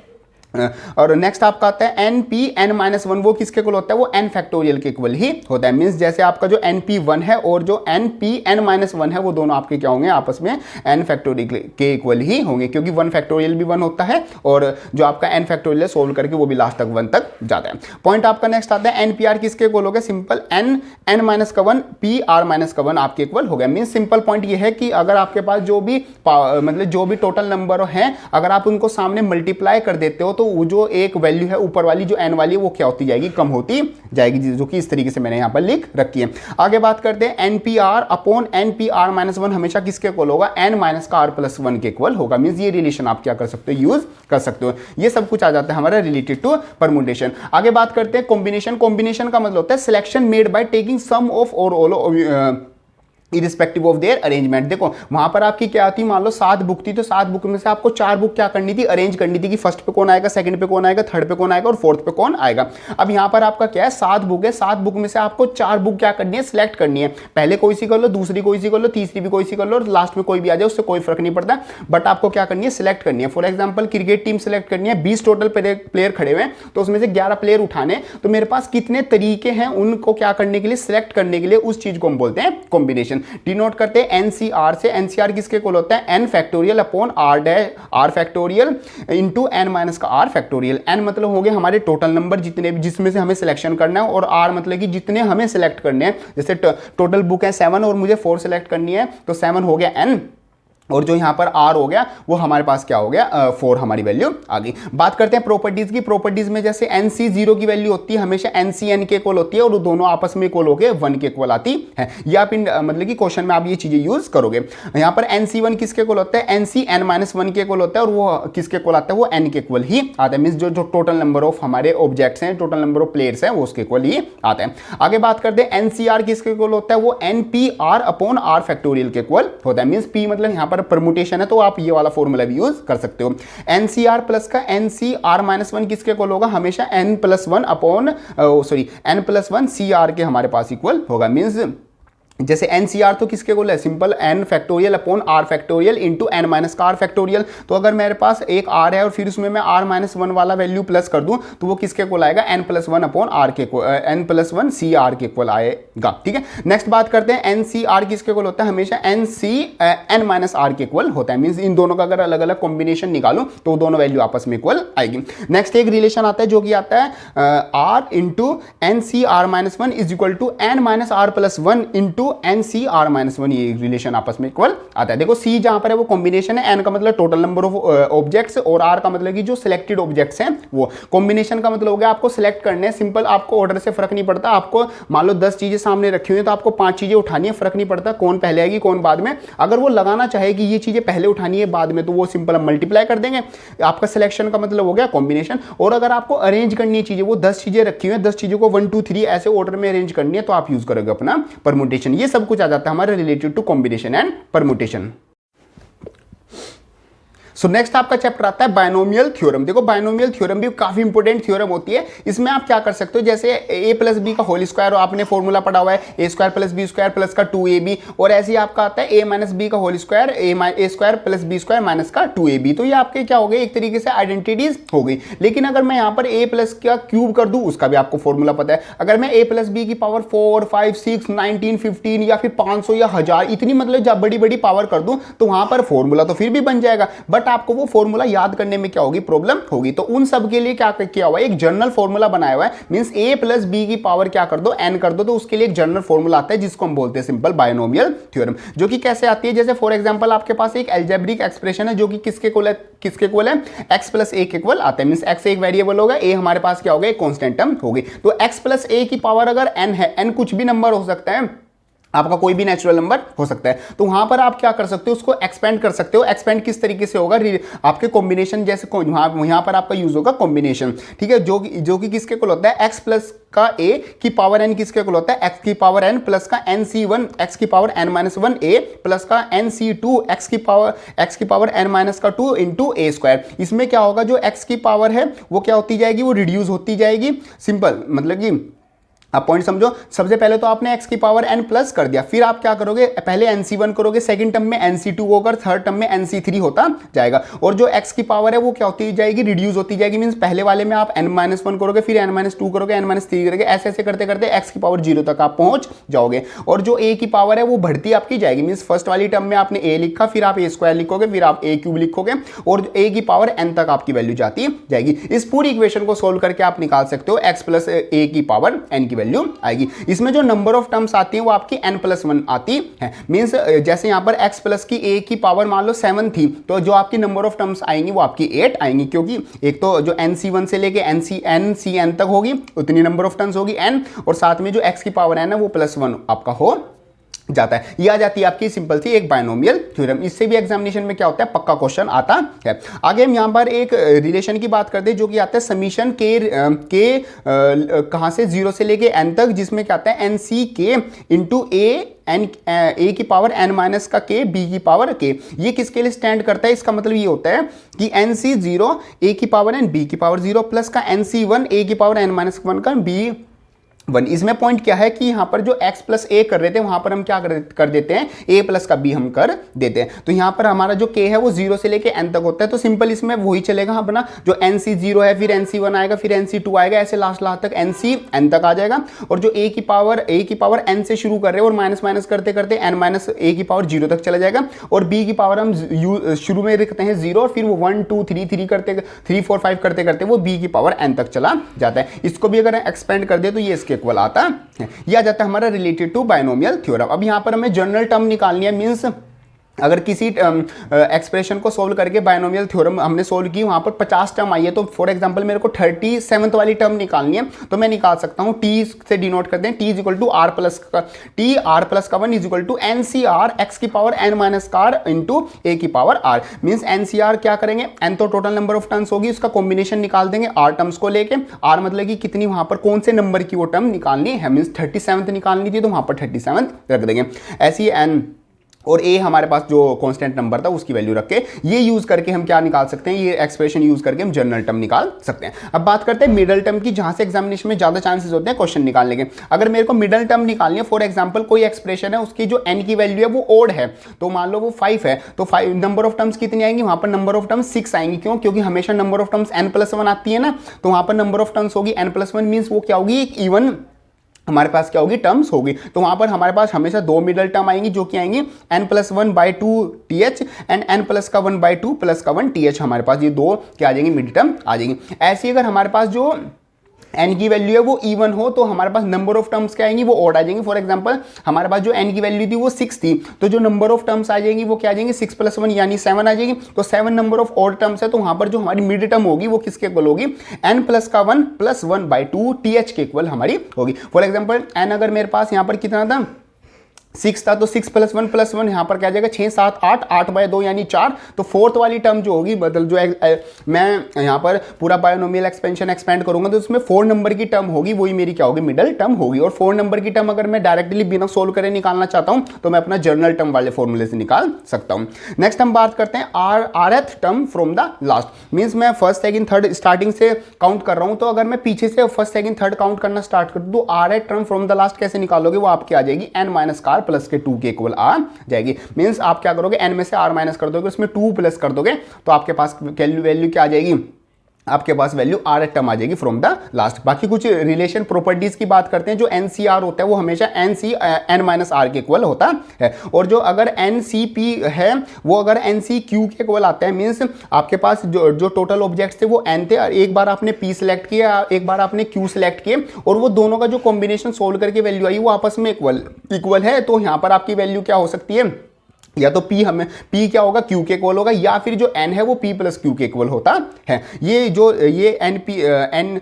NCP NNPQ जो रिलेशन है ये आपके लिए काफी इंपॉर्टेंट होता है। आगे बात करते हैं एक रिलेशन की जो कि आता है NCR प्लस का NCR-1 इज इक्वल टू हमेशा किसके इक्वल होगा, n+1 CR के हमारे इक्वल होगा। ये हमारा सिंपल सा पॉइंट आ जाता है। ये सब कुछ रिलेटेड आ जाता है हमारा चैप्टर बायनोमियल थ्योरम से। बायनोमियल थ्योरम में जनरल टर्म, मिडल टर्म ये निकालने के लिए आपके एग्जामिनेशन में आती है। हमारा चैप्टर आ जाता है सीक्वेंस एंड सीरीज। काफी इंपॉर्टेंट चैप्टर है, और मतलब कि इसका जो बेसिक चीजें हैं वो आप पहले से 10th में पढ़ के आ चुके हो। देखो यहाँ पर क्या आता है, सबसे पहले आते हैं हमारी अर्थमेटिक प्रोग्रेशन, मींस जिसको हम बोलते हैं एपी। एपी का मतलब क्या होता है, जो आपकी एक्सप्रेशन है अगर उसमें जो कॉमन डिफरेंस है, जो दो टर्म है उन दोनों के बीच का जो डिफरेंस है वो सारी टर्म्स का क्या हो, इक्वल हो। मींस डी की वैल्यू क्या हो, सब में कॉमन हो। तो वहां पर जो हमारी सीरीज बनी हुई है उसको हम बोलते हैं अर्थमेटिक प्रोग्रेशन, जिसमें जिसको डिनोट करते हैं, जिसकी जो कॉमन टर्म होती है वो होती है an = a प्लस का n-1 d। इसमें जो an हो गया वो हमारी कोई भी जनरल टर्म होगी जो nth नंबर पर है, और a का मतलब होगा हमारी फर्स्ट टर्म, n मतलब टोटल नंबर ऑफ टर्म्स, और d मतलब हमारा आता है कॉमन डिफरेंस। ऐसे हम लिख सकते हैं लास्ट टर्म = a प्लस का n-1 d। ये हमारा पॉइंट आता है। और अगर हम देखो जैसे कोई भी सीरीज है उसमें जैसे कोई भी अगर लाइन लगती है तो उसमें फर्स्ट सेकंड थर्ड से हम काउंट करते हैं ना, तो अगर हम यहाँ पर पीछे से काउंट करें, मींस उल्टे में अगर हम क्या निकाले, nth टर्म निकाले फ्रॉम द लास्ट, तो वहां पर हम फॉर्मूला यूज करेंगे an = l माइनस का n-1 इंटू डी। मींस वहां पर प्लस की जगह माइनस आ जाएगा, और साथ साथ फर्स्ट टर्म की जगह हम क्या यूज करेंगे, हम अपनी लास्ट टर्म यूज करेंगे। आगे बात करते हैं sum of n terms. Means अगर हमारे पास एक सीरीज है जो कि एपी में है, अगर वो एपी में है तो वहां पर हम जितनी भी टोटल नंबर्स हैं, जितने भी टोटल हमारे पास नंबर है उन सब का सम कैसे निकाल सकते हैं, तो वो फॉर्मूला है Sn = n/2a प्लस का n-1 d। इसमें सिंपल n मतलब total number of terms, a मतलब फर्स्ट टर्म, और d हमारे पास क्या आ गया, कॉमन डिफरेंस आ गया। अब यहाँ पर जो a1 है, जैसे एग्जाम्पल के लिए आपको क्या निकालना है, आपको क्या दो टर्म्स का, फर्स्ट टर्म का सेकेंड टर्म का कई बार क्वेश्चन में सम दे के रखते हैं, तो वहां पर आप क्या करोगे, अगर S2 में से S1 माइनस कर दोगे तो आपके पास A1 टर्म आ जाएगी, और अगर ऐसी S3 में से S2 माइनस कर दोगे, मतलब 3 टर्म्स का सम में से आप 2 टर्म का सम माइनस कर दोगे, तो वहां पर आप क्या आ जाएगा, A2 आपकी वैल्यू। मींस जो जनरल टर्म है A2 सेकंड नंबर पे जो भी टर्म है वो आ जाएगी। बाकी बात करते हैं अगर आपको निकालनी है, मतलब कि जनरल टर्म निकालनी है, तो a1 इज किसके इक्वल आएगा, Sn+1 माइनस का Sn के इक्वल आ जाएगा। मींस आपको क्या है कि अगर 9th भी टर्म निकालनी है तो आप सम ऑफ 10 टर्म्स में से 9 टर्म्स का माइनस कर दोगे तो आपके पास 9 टर्म्स आ जाएगी। ये आ जाता है आपका रिलेटेड टू अर्थमेटिक प्रोग्रेशन। बाकी आगे बात करते हैं अर्थमेटिक मीन। अर्थमेटिक मीन किसके इक्वल होता है, जैसे आपके पास 3 टर्म्स हैं a b c, अगर वो अर्थमेटिक प्रोग्रेशन में है तो अगर आप a प्लस का c करके हाफ कर दोगे तो आपके वो वैल्यू किसके इक्वल आएगी, हमेशा बी के इक्वल आएगी। इसको हम बोलते हैं अर्थमेटिक मीन। आगे बात करते हैं ज्योमेट्रिक प्रोग्रेशन। इसमें क्या होता है, दो जो हमारी रिस्पेक्टिव टर्म्स मींस एक के बाद एक जो कॉन्जुगेटिव टर्म्स हैं उन दोनों का जो क्या रेशो क्या होता है, आपस में इक्वल होता है। Means if there is a common ratio between any two terms in the series is known as geometric progression. जैसे डिनोट करते हैं A R in A R square plus का प्लस कह रहा हूँ A R cube dash dash dash, ऐसे हमारा ए R की पावर n-1 तक ये जाता है। आर सिंपल क्या हो गया, आर हमारा क्या हो गया, कॉमन रेशो हो गया। तो कॉमन रेशो हमारा सिंपल, अगर किसी भी दो टर्म में कॉन्जुगेटिव टर्म में आर आता है तो उस सीरीज को हम बोलते हैं अपना ज्योमेट्रिक प्रोग्रेशन। इसमें हम अगर n टर्म निकालना चाहिए, कोई भी जनरल टर्म निकालना चाहिए, तो फॉर्मूला आता है an is equal to A R की पावर n-1। a होगी हमारी फर्स्ट टर्म, r मतलब हमारा जो रेशो होता है वो, और n मतलब हमारी टोटल नंबर ऑफ टर्म्स। अब यहां पर टोटल नंबर ऑफ टर्म्स अगर निकालना चाहते हैं तो वो होती हमारी n। तो अगर वो लास्ट टर्म हम निकालेंगे, लास्ट टर्म निकालना चाहेंगे तो l is equal to A R n-1 आ जाएगा, और जनरल टर्म का फॉर्मूला भी हमारा यही होता है। Means an is equal to a into R की पावर n-1 हमारा फॉर्मूला होता है। अब बात करते हैं sum of n term. Means हमारे पास एक सीरीज है जो कि ज्योमेट्रिकल प्रोग्रेशन में है, अगर वहां पर हम सम निकालना चाहे तो अगर वहां पर जो r की वैल्यू है अगर वो ग्रेटर देन 1 है तो हम ये वाला फॉर्मूला यूज करेंगे जो कि होता है Sn is equal to A R की पावर n-1 अपॉन r-1। और अगर वहां पर r की वैल्यू लेस देन 1 है तो हम अपना फॉर्मूला यूज करते हैं, सिंपली अपना 1 में से आर की पावर n माइनस कर देते हैं। Means Sn is equal to a 1 minus का आर की पावर n अपॉन 1 माइनस का आर, ये आ जाता है हमारा sum of nth term. Next आता है हमारा ज्योमेट्रिक मीन। ज्योमेट्रिक मीन जैसे अर्थमेटिक मीन था, मींस तीन टर्म है ए बी सी आपस में क्या है, एक ज्योमेट्रिक प्रोग्रेशन बना रही है, तो वहां पर जो बी होगा वो किसके इक्वल होगा, अंडर रूट ए सी के इक्वल हमारा होगा। यह आ जाता है हमारा ज्योमेट्रिक मीन। अब एक इंपॉर्टेंट बात कर लेते हैं, जैसे क्वेश्चन में कई बार आ जाता है let the three terms in geometric expression. तो अगर वो थ्री टर्म ज्योमेट्रिक एक्सप्रेशन में बोलोगे तो हमेशा आप लेके चलोगे, फर्स्ट टर्म लेके चलोगे ए अपॉन आर, दूसरी लोगे आप ए, और थर्ड लोगे आपका ए आर। इससे आपकी जो कैलकुलेशन है वो बहुत ज्यादा ईजी हो जाएगी। अगर वो चार टर्म बोलोगे तो आप ये सारी लोगे, और अगर वो 5 टर्म बोले तो आप अपना ये वाली टर्म लोगे। वैसे तो लेने को आप कुछ भी ले सकते हो, ए अगर उसने बोला है 5 टर्म लेनी है तो अगर आप ए ले लो, A R square A R cube ऐसे भी ले लोगे तो सोल्व तब भी क्वेश्चन हो जाएगा। बट अगर आप इस फॉर्म में लोगे तो आपकी जो कैलकुलेशन है वो बहुत ज्यादा इजी हो जाती है। नेक्स्ट बात करते हैं एपी में जो आपका कॉमन डिफरेंस था वो b माइनस ए अपॉन n+1 आता था, और जो जीपी में जो आपका एक तरह से कॉमन रेशियो होता है आर, वो किसके इक्वल आता है, b अपॉन ए की पावर 1 प्लस का n 1 अपॉन n+1 के इक्वल आता है। ये हमारे पास रिलेशन आता है। अब बात करते हैं अपना कुछ सम की। मींस हमारे पास सीरीज एक तरह से सीक्वेंस है, तो सीक्वेंस में अगर n नंबर ऑफ टर्म्स है तो उनका जो सम आएगा, जैसे 1 2 3 4 5 इस तरीके से आ गई, तो वहां पर जो समीशन n होता है वो किसके इक्वल होता है, n प्लस का 1 अपॉन 2, और n हमारा सिंपल क्या हो गया, एक नेचुरल नंबर हो गया। ऐसे ही अगर स्क्वायर्स का सम हो 1 का स्क्वायर प्लस 2 का स्क्वायर प्लस 3 का square, means summation n square वो किसके इक्वल आता है, n प्लस का 1 इंटू 2n प्लस 1 अपॉन 6 ये आता है। आगे बात करते हैं समीशन n क्यूब, मींस 1 का क्यूब प्लस 2 का क्यूब प्लस 3 का cube dash dash dash n तक का क्यूब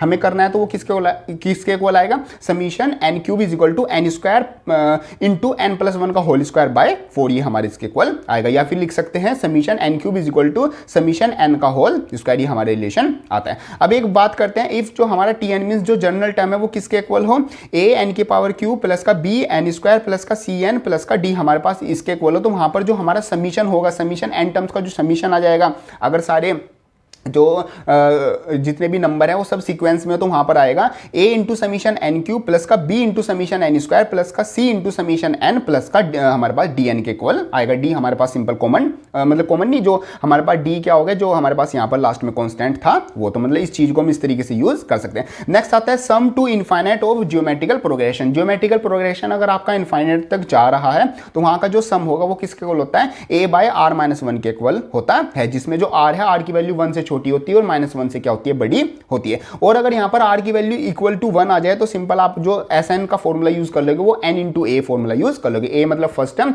और n मतलब टोटल नंबर ऑफ टर्म्स, दोनों को अगर मल्टीप्लाई कर दोगे, अगर r की वैल्यू 1 है तब तो आपके पास वो किसके इक्वल आ जाएगा, Sn के इक्वल आ जाएगा। आगे बात करते हैं सम ऑफ AP का आपको सम पता ही है, वैसे एक तो नॉर्मल फॉर्मूला है, बाकी एक और फॉर्मूला आप यूज कर सकते हो, Sn is equal to l minus का a प्लस का d by 2d into a plus का l। आप ये भी फॉर्मूला यूज कर सकते हो, जिसमें आपको क्या है, n की जरूरत ही नहीं पड़ेगी। इसमें लास्ट टर्म और फर्स्ट टर्म और साथ साथ अगर आपके पास कॉमन डिफरेंस है तो आप उसको भी यूज करके जो सम ऑफ AP है वो निकाल सकते हो। इस तरीके से आपका चैप्टर आ जाता है arithmetic progression and geometric progression. So next आपका चैप्टर आता है स्ट्रेट लाइन। स्ट्रेट लाइन भी काफी इंपॉर्टेंट चैप्टर है। देखो उसमें क्या होगा, आपके पास लाइन है, उसके आपको क्या निकालनी पड़ेगी, इक्वेशन निकालनी पड़ेगी in Cartesian form, in polar form, ये सब आपकी क्या आ जाती है, इक्वेशन आ जाती है। मींस पॉइंट्स की, लाइन की, सबकी इक्वेशन निकालनी है, ओरिजिन शिफ्ट करना है, ये सब आपका आता है। बिल्कुल अच्छे से रिवाइज करेंगे। देखो सबसे पहले आपका इसमें आता है finding the slope of line. Means किसी ग्राफ में हमारे पास कोई लाइन है तो उसका स्लोप अगर हमें निकालना है तो स्लोप को डिनोट करते हैं हम अपना m से। और यहां पर अगर हमारे पास इक्वेशन दी हुई हो तो इक्वेशन अब लाइन की किस फॉर्म में होती है, y = mx प्लस का c के इक्वल होती है। तो यहां पर हम स्लोप की वैल्यू निकाल सकते हैं। जो हमारे पास m है वो किसके इक्वल होता है, स्लोप के इक्वल होता है। और c किसके इक्वल होता है, वो इंटरसेप्ट के इक्वल होता है। इंटरसेप्ट का मतलब होता है distance perpendicular to the y axis. Means जो अगर ये लाइन है, अगर मैं इस पे परपेंडिकुलर डाल दूं y एक्सिस पर, तो ये किसके इक्वल आएगा, ये मेरा c के इक्वल आएगा। और m तो आपको पता है स्लोप होता है लाइन का फ्रॉम x। पॉइंट हो गया। नेक्स्ट आपका आता है इफ एंगल इज गिवन। अगर आपका जो लाइन है अगर उससे वो आपका क्या बना रहा है, जो कार्टेशियन प्लेन है उससे कितना एंगल बना रहा है, तो वहां से आप स्लोप कैसे निकालोगे, m = tan थीटा के इक्वल वो आता है। थीटा आपका वो जो कार्टेशियन x एक्सिस है उससे कितने का एंगल बना रहा है, वो आपका सिंपल पॉइंट आ गया। यहां पर पॉइंट आता है if the equation of the line passing through 2 given points. अगर आपकी एक इक्वेशन ऑफ लाइन है जो कि 2 गिवन पॉइंट से पास करती है तो वहां से आप स्लोप कैसे निकालोगे। जो 2 गिवन पॉइंट्स है वो है a b, a मतलब x1 y1 है और b मतलब x2 y2 है। तो यहां पर आप यूज कर लोगे m = मीन स्लोप कैसे निकालोगे, m = y2 माइनस का y1 अपॉन x2 माइनस का x1। मींस एक तरीके से y का और x का क्या होता है, रेशो होता है। नेक्स्ट आपकी बात आती है इक्वेशन ऑफ लाइन। कोई आपकी लाइन है तो उसकी आप इक्वेशन कैसे लिखोगे, तो सबसे पहले स्लोप इंटरसेप्ट फॉर्म में आपकी इक्वेशन होती है y = mx प्लस का c। और जो इंटरसेप्ट फॉर्म होती है वो आपकी होती है x प्लस का a प्लस का प्लस y/b = 1। और a मतलब आपका हो गया इंटरसेप्ट ऑन x एक्सिस और b आपका क्या हो गया, intercept on y axis. Intercept का सिंपल मतलब होता है उस लाइन का क्या है, perpendicular distance from the dash axis. अगर वो a है तो x एक्सिस से परपेंडिकुलर डिस्टेंस, अगर वो b है तो y एक्सिस से परपेंडिकुलर डिस्टेंस। ठीक है।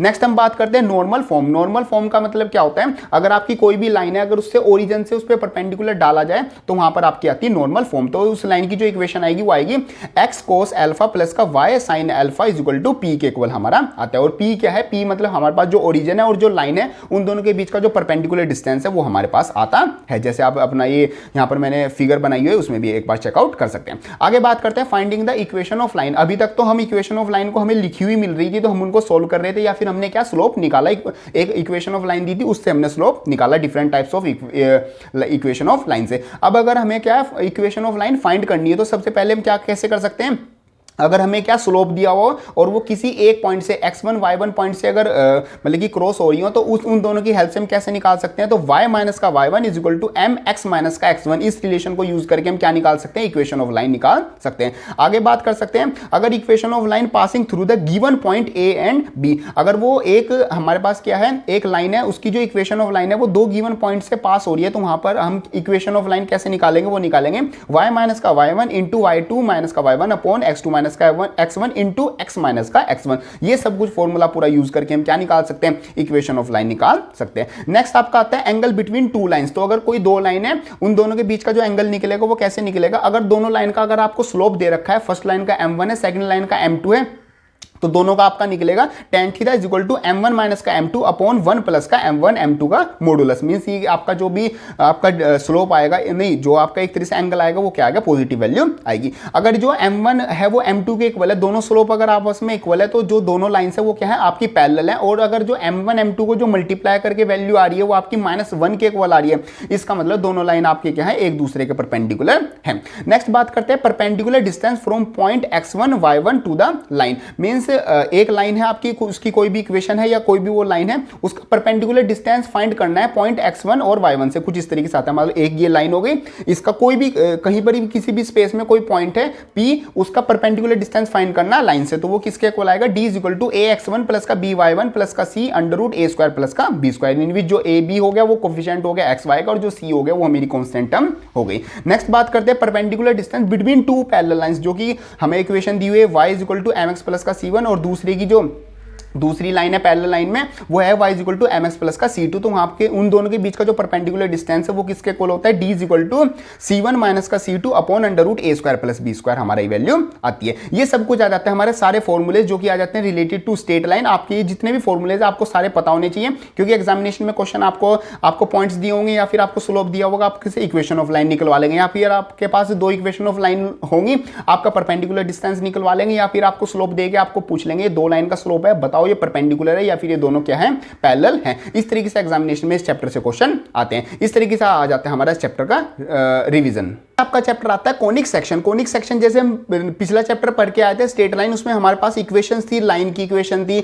और हमारे पास परपेंडिकुलर डिस्टेंस, पैरेलल डिस्टेंस, वो इस तरीके से वैल्यूज आती थी। इसमें हमारे पास क्या आएंगे, अलग अलग टाइप्स की फिगर्स आएंगी, जैसे पैराबोला हो गया, स्ट्रेट लाइन होगी, सर्कल हो गया, ये सब की हम क्या निकालेंगे, हम अपनी इक्वेशंस निकालेंगे और वो कार्टेशियन प्लेन में किस तरीके से यूज करते हैं वो हम इस चैप्टर में चेकआउट करने वाले हैं। देखो कोनिक सेक्शन में सबसे पहले आप हमारे पास आता है सर्कल। सर्कल आपको पता है एक सर्कल है, उसका जो सेंटर है वो हमने एच के से, एच के मतलब उसके क्या है कोऑर्डिनेट्स हैं, और जो उसकी रेडियस है वो r है, और जो रेडियस में सर्कमफ्रेंस पर जो पॉइंट है वो एक्स वाई हमारा पॉइंट आता है। तो अगर हम इक्वेशन ऑफ सर्कल लिखना चाहे तो वो किसके इक्वल आती है, वो आती है एक्स माइनस का एच प्लस का वाई माइनस के का whole square is equal to r square के इक्वल आती है। ये हमारे पास क्या आ गई, इक्वेशन ऑफ सर्कल आ गई। अब बात करते हैं equation of circle who centre is 0 0। अगर सेंटर 0 0 तो वहां पर x square plus y square is equal to r square की वैल्यू इक्वल आएगी। नेक्स्ट चीज आती है general form of the equation of circle. Means एक जो जनरल फॉर्म है जो कि आपको इतनी ज्यादा यूज नहीं करनी पड़ेगी, बट फिर भी मैं आपको बता देता हूं जनरल फॉर्म होती है ज्यादातर आप जो फर्स्ट वाली है यही आप यूज करोगे। मींस x माइनस एच का होल स्क्वायर प्लस का y माइनस के का whole square is equal to r square. यहां पर जो जनरल फॉर्म होती है वो होती है x square plus y square plus 2gx plus का 2fy प्लस का c इज इक्वल टू 0। ये एक जनरल फॉर्म है। ये आपको अगर एग्जामिनेशन में दी हुई है तो उसको आप कंपेयर करोगे अपनी GFC वैल्यू से, और GFC इन तीनों की वैल्यू से आप क्या निकालोगे, सेंटर निकालोगे और रेडियस निकालोगे, फिर आप अपनी क्या बनाओगे, इक्वेशन ऑफ सर्कल बनाओगे। जो कि GFC की वैल्यू किसके इक्वल होती है, मान लो अपने इसकी इक्वेशन को कंपेयर करके आपने GFC की वैल्यू निकाल ली, तो वहां पर जो सेंटर ऑफ सर्कल होगा वो माइनस जी माइनस का एफ के इक्वल होगा, ये कोऑर्डिनेट्स हैं, और रेडियस किसके इक्वल होगी, under root G square plus F square minus का सी स्क्वायर के इक्वल हमारी ये आएगी। नेक्स्ट हम बात करते हैं पैराबोला। देखो पैराबोला कुछ इस तरीके से हमारे पास फिगर बनती है। तो उसमें हमारे पास क्या होते हैं, एक बेसिकली 4 टाइप्स के पैराबोला हो गए। एक तो वाई एक्सिस में, एक हमारा जेड एक्सिस में, एक प्लस में, और एक हमारा क्या होगा माइनस में हो गया। जो पैराबोला की जो इक्वेशन होती है वो होती है y square is equal to 4ax हमारी वैल्यू आती है। अब इसमें देखो आपको ध्यान क्या रखना है, ध्यान आपको ये चीजें रखनी है, वर्टेक्स, फोकस, इक्वेशन ऑफ डायट्रिक्स, आपका लोटस रेक्टम और लेटस रेक्टम, और साथ साथ आपकी एक्सिस, ये आपको चार पांच चीजें याद रखनी है। अब देखो यहाँ पर मैंने टेबल बना रखा है, तो सबसे पहले आपका हो गया एक्स एक्सिस वाला, फिर आपका क्या हो गया नेगेटिव एक्स एक्सिस वाला, और फिर आपका हो गया वाई एक्सिस वाला, और फिर अपना नेगेटिव वाई एक्सिस वाला। सबसे पहले जो वर्टेक्स आती है, सबकी जो वर्टेक्स होगी वो 0 0 होगी, क्योंकि वो सेंटर से मींस जो ओरिजिन है उससे पास होके जा रहा है। फोकस का मतलब क्या होता है, सिंपल जो आपका पॉइंट होता है, मींस जो पैराबोला है उसका जो सेंटर पॉइंट होता है उसको हम बोलते हैं फोकस। जो कि हमारे पास फर्स्ट वाले केस में क्या आएगा, एस ए 0 आया था, और फिर माइनस का ए 0 और 0 ए एंड हमारे पास 0 माइनस का ए। मींस जो वाई एक्सिस वाला होता है सिंपल, जो एक्स वाली साइड बनता है, जैसे मतलब फिगर में इसको चीज को फिगर में आप और अच्छे से समझ सकते हो। जैसे साइड में फिगर बनी हुई है, तो जैसे ये हमारे पास एक्स एक्सिस साइड वाला हो गया, तो यहाँ पर जो एस की वैल्यू, फोकस की वैल्यू है वो क्या है, एस, मतलब जो एस है एक तरह से फोकस, वो ए 0 हमारी वैल्यू आती है। ऐसी आता है इक्वेशन ऑफ डायट्रिक्स। इक्वेशन ऑफ डायट्रिक्स का मतलब है जो हमारे पास x की वैल्यू है, मींस वो कितने दूर है सेंटर से, x एक्सिस से, और साथ साथ हमारा a पॉइंट हमारा हो गया, जो हम जहां पर हमारे क्या बनता था, फोकस बनता था। उन दोनों की जो इक्वेशन है x प्लस का a, वो किसके इक्वल आती है, इक्वेशन ऑफ डायट्रिक्स के इक्वल आती है। नेक्स्ट आता है लेटस रेक्टम। लेटस रेक्टम सबका 4a के इक्वल होता है, मींस एक तरीके से जितना भी वो उसका सेंटर, ओरिजिन से जितना उसका सेंटर दूर है, एक तरीके फोकस दूर है, उन सब का अगर 4 टाइम्स कर दे तो हमारे पास किसके इक्वल आएगा, लेटस रेक्टम के इक्वल आएगा। नेक्स्ट आता है एक्सिस। एक्सिस में जैसे अगर y square is equal to 4a equation है तो वो पॉजिटिव एक्स एक्सिस की तरफ है, और y square is equal to minus का 4ax है तो वो नेगेटिव एक्स एक्सिस की तरफ है। और अगर x square is equal to 4ay है तो वो क्या, वो जो पैराबोला वो किस तरफ बनेगा, वो पॉजिटिव वाई एक्सिस की तरफ बनेगा। और अगर एक्स स्क्वायर माइनस का 4ay ये आपके पास इक्वेशन दी हुई है, तो उसका जो पैराबोला बनेगा वो नेगेटिव वाई एक्सिस की तरफ बनेगा। इस तरीके से आप पता लगा सकते हो इक्वेशन की हेल्प से पैराबोला किस एक्सिस में है और कहां पर, ये सारी आपकी वैल्यू क्या निकाल सकते हो। एक यहां पर पॉइंट आता है इसेंट्रिसिटी। इसेंट्रिसिटी का मतलब होता है दो चीजों का रेशियो होता है, पीएस अपॉन पीएम। पीएस आपका क्या हो गया, जो आपकी एक्स वाई आपका कोई भी पॉइंट है और जो आपका फोकस पॉइंट है उन दोनों का डिस्टेंस, और साथ साथ पीएम आपका हो गया एक तरीके से उसका नेगेटिव वाली एक्स एक्सिस में वैल्यू। तो इन दोनों का अगर आप क्या करो, रेशो निकाल दो, तो आपकी क्या आएगी, इसेंट्रिसिटी के इक्वल आएगी। नेक्स्ट आपकी जो फिगर आती है वो आती है आपकी इलिप्स। इलिप्स का मतलब क्या होता है, सिंपली आपका एक स्फेरिकल फॉर्म हो गया, लेकिन वो ओवल शेप में होता है, उसको हम बोलते हैं इलिप्स। इस तरीके से आप इसको डिफाइन भी कर सकते हो। इलिप्स में देखो आप क्या कर सकते हो, इलिप्स भी 2 टाइप के हैं, एक तो हमारा एक्स एक्सिस में हो गया, एक सिंपली हो गया हमारा वाई एक्सिस में। मीन सिंपल एक्स वाई तो नहीं बोलते हम, यहां पर बोलते हैं एक तो हॉरिजॉन्टल होता है, एक हमारे पास क्या होता है, वर्टिकल होता है। ये सब मैंने आपको वहां पर वैल्यू दे रखी है, जैसे ए और बी पॉइंट आते हैं। ए के जो हमारे पास पॉइंट आएंगे वो a0, बी के पॉइंट है हमारे a और बी ए डैश के पॉइंट है माइनस का ए 0 और बी के हमारे पॉइंट आ गए 0 और माइनस का बी। इसी तरीके से इसमें भी सब कुछ आता है, हमारा फोकस आता है, हमारा इक्वेशन ऑफ डायरेक्ट्रिक्स आता है, ये सब कुछ हमारे रिलेशन आते हैं। जो हमारी इसकी जनरल इक्वेशन होती है वो होती है x square by A square plus का y square plus B square is equal to 1, अगर हमारा क्या हो ए बी से ग्रेटर हो। और अगर हमारे पास यहाँ पर क्या हो जाए ए बी से क्या हो, मतलब यहाँ इस केस में बी क्या हो ग्रेटर हो ए से, तो सिंपल क्या हो जाएगा x square plus a square plus y square upon b square is equal to 1 के इक्वल हो जाता है, अगर आपका क्या हो बी बड़ा हो। अब देखो यहाँ पर आपको चीजें क्या कैसे कैसे याद रखनी है, वो ये आता है, मैंने दोनों की इक्वेशन लिख रखी है, एक तो हमारा एक्सिस वाला, एक वाई एक्सिस वाला। इसमें दोनों में अगर हमारा ए बड़ा है तो मेजर एक्सिस ए होगी, अगर बी बड़ा है तो मेजर एक्सिस क्या होगी वाई होगी, और माइनर तो मतलब उसका उल्टा। पॉइंट ऑफ वर्टेक्स के पॉइंट क्या होंगे, अगर a बड़ा है तो प्लस माइनस ए 0, अगर b बड़ा है तो 0 प्लस माइनस का b, ये हमारे कोऑर्डिनेट्स आते हैं। ऐसी फोकस कहाँ पर होता है, फोकस जो आपका एक्स एक्सिस वाला इलिप्स होता है उसका फोकस होता है plus minus a into eccentricity 0 वाला होता है, एंड c 0 भी, c मतलब हमारा सेंटर वाला। इस तरीके से आपके फोकस आ जाते हैं। लेंथ ऑफ मेजर एक्सिस कैसे निकाल सकते हो, फर्स्ट वाले की 2a होगा और सेकंड वाले का मीन्स अगर वो y एक्सिस वाला है तो 2b आपका फॉर्मूला होगा। ऐसी माइनर एक्सिस में वाइस वर्सा हो जाएगा, अगर y एक्स एक्सिस में है तो 2b होगा, और अगर वो y एक्सिस में है तो आपका क्या हो जाएगा 2a हो जाएगा। नेक्स्ट आता है equation of directrix. X axis वाले की इक्वेशन होती है x equal two plus minus का a अपॉन e हमारा इसेंट्रिसिटी पॉइंट हो गया, और y एक्सिस वाले की होगी y equal two plus minus b upon a, means a x वाले में a यूज होता है और y वाले में आपका बेसिकली b यूज होता है। इसेंट्रिसिटी कैसे निकाल सकते हो, e is equal to C by A से निकाल सकते हो, और c किसके इक्वल होता है रूट ए स्क्वायर प्लस बी ए स्क्वायर माइनस का b स्क्वायर के इक्वल होता है उस सब का रूट। नेक्स्ट आता है लेंथ ऑफ लेटेस्ट रेक्टम, वो किसके इक्वल होती है 2b square by A in the case of x axis ellipse, और 2a square b in the case of y axis ellipse. ये सब आप फॉर्मूले आप क्या कर सकते हो। वैसे इसमें कुछ इतना ज्यादा मतलब कि याद करना और इतना ज्यादा डीपली समझने का भी नहीं है, 2-3 बार पढ़ोगे, एक मुश्किल से 2-3 क्वेश्चन करोगे आपके क्या अच्छे से क्लियर हो जाएगा। ये सब चीज रिलेटेड आती है हमारे पास रिलेटेड टू इलिप्स, और उसकी सारी इक्वेशन होगी एक्स एक्सिस वाला और वाई एक्सिस वाला। आगे बात करते हैं हाइपरबोला। हाइपरबोला की जो इक्वेशन होती है वो होती है x square upon a square plus y square by b square is equal to 1, अगर ए बी से बड़ा हुआ है। हाइपरबोला दिखने में कुछ इस तरीके से होता है, और अगर बी ए से बड़ा है तो वहां पर बीच में क्या आ जाएगा नेगेटिव साइन आ जाता है, और जो वाई वाला है वो वैल्यू आगे लिखते हैं, मींस लिखेंगे कैसे y square upon a square minus का x square by b square is equal to 1 के इक्वल आएगा। बाकी सब कुछ जितनी भी चीजें हैं, major axis minor axis point of vertex focus जितनी भी सारी चीजें वो सब कुछ जैसे इलिप्स में होती थी उसी तरीके से हमारी होती है। इस तरीके से हमारे पास चैप्टर आता है कोनिक सेक्शन, पहले सर्कल, फिर पैराबोला, फिर हाइपरबोला, और फिर हमारे पास इलिप्स। ये चारों आपके क्या होते हैं, चारों एग्जामिनेशन में किस तरीके से क्वेश्चन आएगा, आपको एक जनरल इक्वेशन दे देंगे, उसमें से आपको फोकस निकालना है कंपेयर करके, या फिर आपको इक्वेशन ऑफ डायरेक्ट्रिक्स निकालनी है, इसेंट्रिसिटी निकालनी है, और आपको लेंथ ऑफ मेजर एक्सिस, वो इस तरीके से छोटे छोटे पॉइंट आपसे क्या लेता है पूछ लेता है, या फिर आपसे इक्वेशन ड्राइव करा लेता है। इस तरीके से चैप्टर में क्वेश्चन आएंगे। ये सब आ जाता है आपका related to conic section. Chapter आता है introduction to 3D। Introduction to 3D देखो बहुत सिंपल सा चैप्टर है, और वैसे भी आपके पास अभी 11th क्लास में सिर्फ इसका इंट्रोडक्शन है, तो आपके लिए और ज्यादा इजी हो जाएगा। देखो इसमें सबसे पहले आता है डिस्टेंस फॉर्मूला। डिस्टेंस फॉर्मूला का मतलब है अगर आपके पास एक लाइन है ए बी, एक लाइन है, अगर ए के जो एक्सिस है वो x1 y1 है और जो बी के एक्सिस है वो x2 y2 है, तो वहां पर आप दोनों का क्या निकाल सकते हो, दोनों के बीच का डिस्टेंस निकाल सकते हो with the help of distance formula, जो कि किसके इक्वल आता है, वो आता है अंडर रूट x1 x2 का whole square plus y1 y2 का होल स्क्वायर प्लस का z1 z2 का होल स्क्वायर। मींस यहां पर आपको 3D है ना, देखो डिस्टेंस फॉर्मूला था पहले भी करके आ चुके हो, लेकिन वो 2D में था। 3D में आपको क्या आ जाएगा x1 y1 और z1, मींस आपके उसके क्या होंगे 3 पॉइंट होंगे, तो आप तीनों को या तो तीनों को प्लस कर दो या तीनों को ही क्या कर दो माइनस कर दो, आपके पास क्या आ जाएगा डिस्टेंस फॉर्मूला से आपको डिस्टेंस मिल जाएगा। आगे बात करते हैं सेक्शन फॉर्मूला। सेक्शन फॉर्मूला का मतलब क्या होता है, एक तरीके से आपको दो, अगर एक लाइन है उसमें आपको x1 y1 z1 ए पॉइंट के पॉइंट दे दिए और बी पॉइंट है उसके x2 y2 z2 आपको तीन क्या कर दिए कोऑर्डिनेट्स दे दिए, तो अगर आपको उसको मिड पॉइंट निकालना है या बीच में कोई भी जनरल पॉइंट निकालना है, तो P कोई भी पॉइंट निकालना है तो आप फॉर्मूला यूज कर सकते हो, P equal to mx2 plus का nx1 अपॉन n प्लस का 1,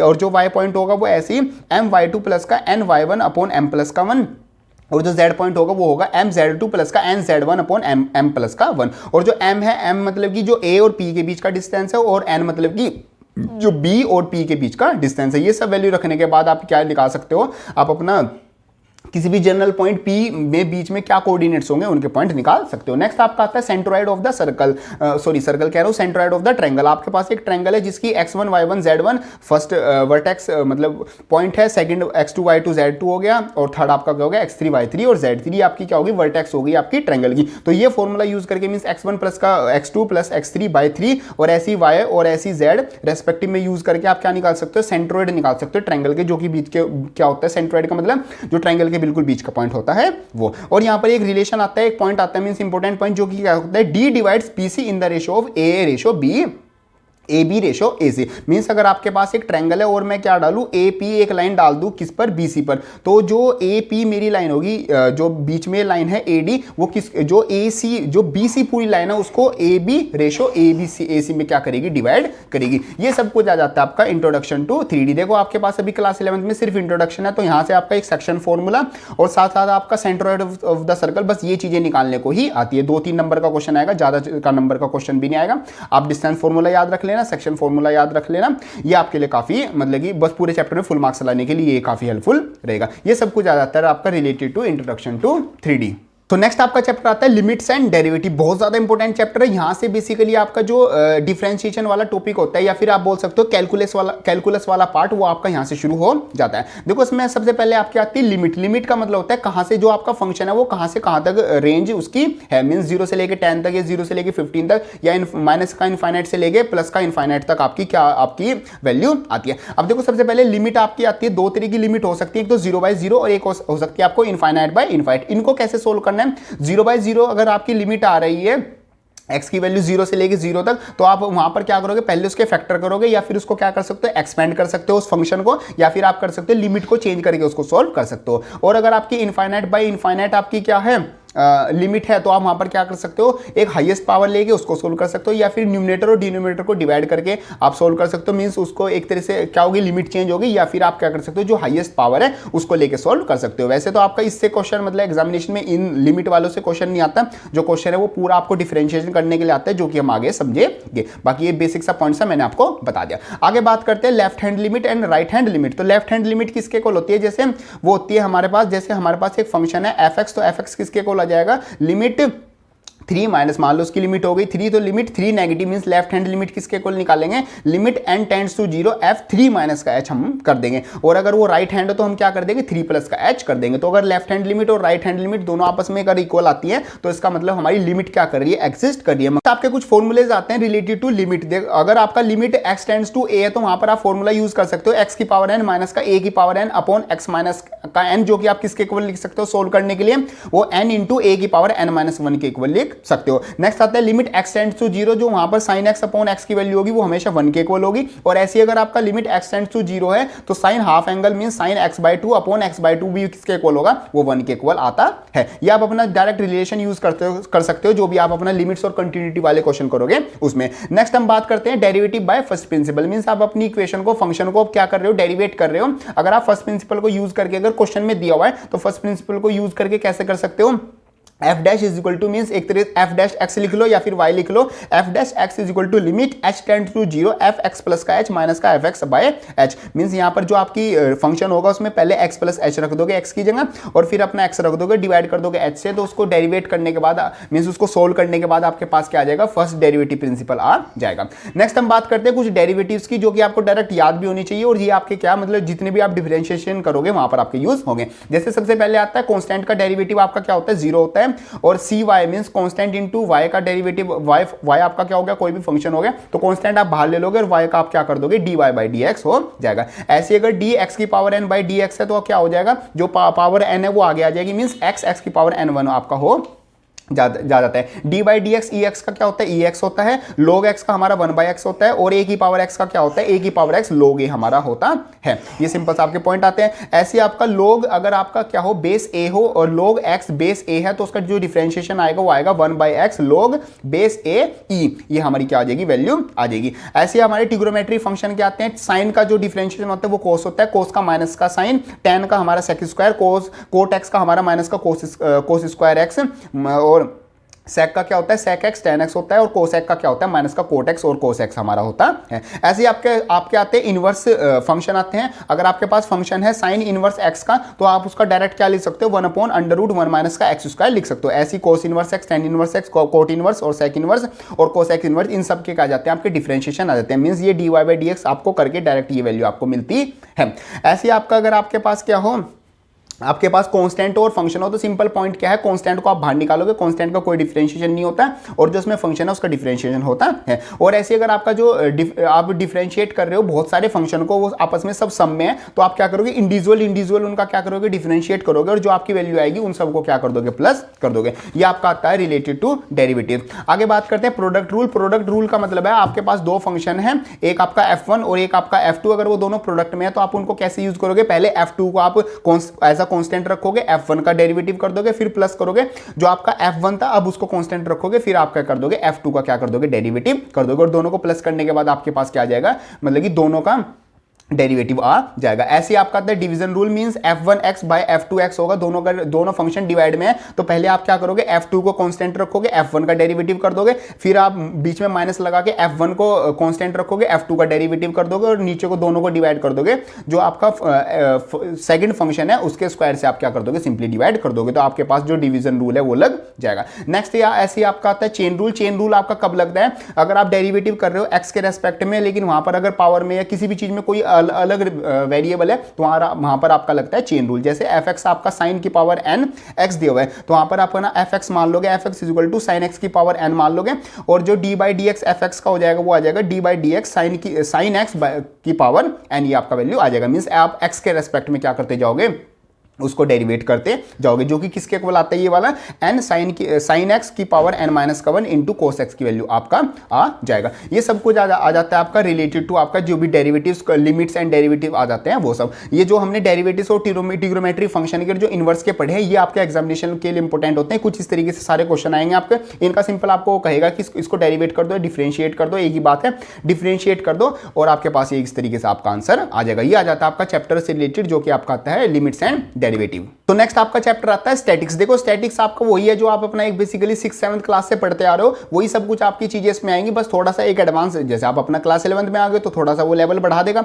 ठीक है। देखो सबसे पहले स्टैटिक्स में आपके आते हैं सीक्वेंस एंड सीरीज। सबसे पहले आपके आते हैं इंडिविजुअल सीरीज, जिसमें आपके क्या होंगे, इंडिविजुअल आपके बहुत सारे नंबर दिए होंगे in the form of sequence and series, उसका आपको क्या करना होगा, मीन मीडियन मोड निकालना होगा, ये सब उसके फॉर्मूले आ जाते हैं। बात करते हैं दो तरह की सीरीज हो सकती है, तो डिस्क्रीट और एक हो सकता है कॉन्टिन्यूअस। डिस्क्रीट में क्या है, जैसे हमारे पास कोई आइटम हो गया, आइटम नंबर है 2 3 4 5, कोई भी हमारे पास नंबर है, उनकी आपको क्या दे के रखेगा, फ्रीक्वेंसी दे के रखेगा कि आपके मान लो बिस्किट्स इतने हैं, और जो आपकी नमकीन है वो इतने हैं, और जो आपकी कुकीज हैं वो इतने हैं, तो ये आपकी क्या होगी, डिस्क्रीट सीरीज होगी। और कॉन्टिन्यूअस का मतलब होगा जब आपको क्लास इंटरवल की फॉर्म में देगी, 0 से लेके 1, 1 से लेके 2, 2 से लेके 3 तक, और ये सब उनकी फ्रीक्वेंसी, ये सब कुछ आ जाता है आपका कॉन्टिन्यूअस सीरीज से। नेक्स्ट आपके पास है फॉर्मूला आता है मीन का। मीन का मतलब क्या होता है कि जितने भी, एक तरीके से आपको एवरेज निकालना, जितनी भी टोटल नंबर ऑफ सम है, टोटल नंबर ऑफ ऑब्जर्वेशन है, उन सब का सम करके अगर नंबर ऑफ ऑब्जर्वेशन से डिवाइड कर दें तो हमारे पास क्या आ जाता है, इंडिविजुअल सीरीज का मीन आ जाता है। और अगर हम डिस्क्रीट और कंटिन्यूअस सीरीज का मीन निकालना चाहते हैं तो फॉर्मूला यूज होगा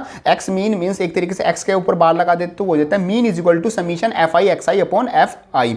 मींस यहाँ पर क्या होगा, जो फ्रीक्वेंसी है और जो हमारे पास क्या हो गया क्लास इंटरवल हो गया, उन दोनों की मल्टीप्लाई करके उन सब का सम कर देंगे और उसको डिवाइड कर देंगे जो भी हमारे पास फ्रीक्वेंसी है उन सब के सम से। तो हमारे पास क्या आ जाएगा, हमारे पास डिस्क्रीट और कंटिन्यूअस सीरीज का मीन आ जाएगा। फॉर ऑल सीरीज मींस किसी भी टाइप की आपका सीरीज हो तो वहां पर एक जनरल फॉर्मूला आता है, वो क्या आता है, mean is equal to A plus का summation F D upon summation F into H. इसमें जो ए होता है वो हमारा एज्यूम्ड मीन होता है और डी मतलब हमारे पास डेविएशन होता है, जिसकी वैल्यू हम क्या निकालते हैं, एक्स आई माइनस का ए बाय एच। और हर एक इंडिविजुअल क्लास इंटरवल के लिए, हर एक इंडिविजुअल आइटम के लिए हम क्या निकालते हैं, डी की वैल्यू अलग से निकालते हैं। और एज्यूम मीन मतलब क्या होता है, जो जितने भी हमारे पास वैल्यूज हैं उन सब का जो मिडल वाली टर्म होती है उसको हम एज्यूम मीन ले लेते हैं। एच मतलब होता है हमारा class interval, means upper limit minus lower limit, वो आ जाता है हमारा एच। इस फॉर्मूले में सारी वैल्यू रखने के बाद और इस तरीके से सारा क्वेश्चन है ये करने के बाद हमारे पास क्या आ जाएगा, पूरा मीन की वैल्यू आ जाएगी। नेक्स्ट हम निकालते हैं मीडियन। मीडियन का मतलब क्या होता है, एक तरीके से मिडल टर्म। तो मिडल टर्म क्या होगी, फॉर इंडिविजुअल, इंडिविजुअल के लिए आपका क्या होगा, arrange the data in ascending या डिसेंडिंग, किसी भी आप फॉर्म में कर दोगे। और अगर आप काउंट काउंट करोगे जितनी नंबर ऑफ ऑब्जर्वेशन है, तो अगर ये दो हो सकती है तो वो नंबर ऑफ ऑब्जर्वेशन ओड हो सकती है, या फिर वो जो नंबर ऑफ ऑब्जर्वेशन है वो क्या हो सकती है, इवन हो सकती है। अगर केस फर्स्ट ले, अगर नंबर ऑफ ऑब्जर्वेशन अगर वो ओड है तो मीडियन आपका निकलेगा n+1/2th टर्म आपका निकल जाएगा। मींस अगर टोटल नंबर ऑफ टर्म 7 थी तो आपका मिडल क्या हो जाएगी आपकी 7 + 1/2 मींस 8/2 मतलब 4th टर्म आपकी हो जाएगी। ऐसे अगर आपका n number of terms even है तो वहां पर आपका जो मीडियन निकलेगा वो n/2th टर्म प्लस का n/2 प्लस का 1 th/2 इस फॉर्मूले से आप निकाल सकते हो। Means number of terms for example आपके 6 हैं तो 6/2 थर्ड टर्म प्लस का 6/2 यानी थर्ड प्लस फोर्थ दोनों टर्म को सम करोगे, उसको 2 से डिवाइड कर दोगे तो वो आपके पास क्या आ जाएगा, मतलब कि मीडियन आ जाएगा। डिस्क्रीट सीरीज के लिए आप मीडियन कैसे निकालोगे, फाइंड कम्युनिटी फ्रीक्वेंसी, आप CF निकालोगे, कम्युनिटी फ्रीक्वेंसी इस तरीके से निकाल लेंगे। मींस अपर वाली में से लोअर माइनस करते जाएंगे तो हमारे पास CF निकल जाएगी और मीडियन क्या होगा n/2th हमारा क्या हो जाएगा, टर्म आपकी CF हो जाएगी। नेक्स्ट बात करते हैं कंटीन्यूअस सीरीज की। कंटीन्यूअस सीरीज में आपका फॉर्मूला लगता है कंटीन्यूअस सीरीज Li प्लस का n/2 माइनस का CF/F इंटू H आपका फॉर्मूला लगता है। Li का मतलब होता है हमारी लोअर लिमिट, और लोअर लिमिट भी हम उसकी लेंगे जिसका हमने CF काउंट किया हुआ है, और n का मतलब है सम ऑफ fi, जितने भी फ्रीक्वेंसी उन सब का सम। h मतलब हमारी अपर लिमिट माइनस का लोअर लिमिट, और CF का मतलब हो गया मीडियन क्लास, जो भी आपकी मीडियन क्लास है उससे जो अपर वाली जो टर्म होती है उसको हम बोलते हैं CF, मतलब कि आपकी क्या होगी, कम्युनिटिव फ्रीक्वेंसी। ये सब कुछ आपका आ जाता है रिलेटेड टू मीडियन। आगे बात करते हैं मोड। मोड मतलब कि जो सबसे ज्यादा रिपीटेटिव टर्म होता है उसको हम बोलते हैं मोड। मोड में क्या आ जाएगा, फॉर कंटीन्यूअस, कंटीन्यूअस के लिए क्या आएगा, mode is equal to Li plus का Fi माइनस का F0/2 F1 into F0/F2 into I, हमारा ये फॉर्मूला आता है। इसमें जैसे आप चार्ट में देख सकते हो तो F1 क्या होता है, F0 क्या होता है और F2 क्या होता है, वो सब कुछ इसमें डिनोटेड है। बाकी इतना हार्ड कोई क्वेश्चन नहीं आएगा। सिर्फ जैसे आपका 7th 8th 9th 10th 11th 10th तक का जो लेवल का क्वेश्चन आता है वही आपका क्वेश्चन आता है। बस आपको इसमें ध्यान क्या रखना है, आपको जब ये क्वेश्चन करो तो थोड़ा ध्यान से करना, क्योंकि इसमें एक आधी फिगर भी ऊपर नीचे हो जाती है। गलती ज्यादातर यहीं पर होती है, सम मान लो फ्रीक्वेंसी का सम करने तो उसमें गलती हो गई, या छोटी मोटी ऐसी गलती होती है, तो इन गलती का ध्यान रखना, आपका क्वेश्चन क्या हो जाएगा, बिल्कुल सही हो जाएगा। बाकी आपको फॉर्मूला भी याद होना चाहिए, तभी आपका ये क्वेश्चन सोल्व होगा।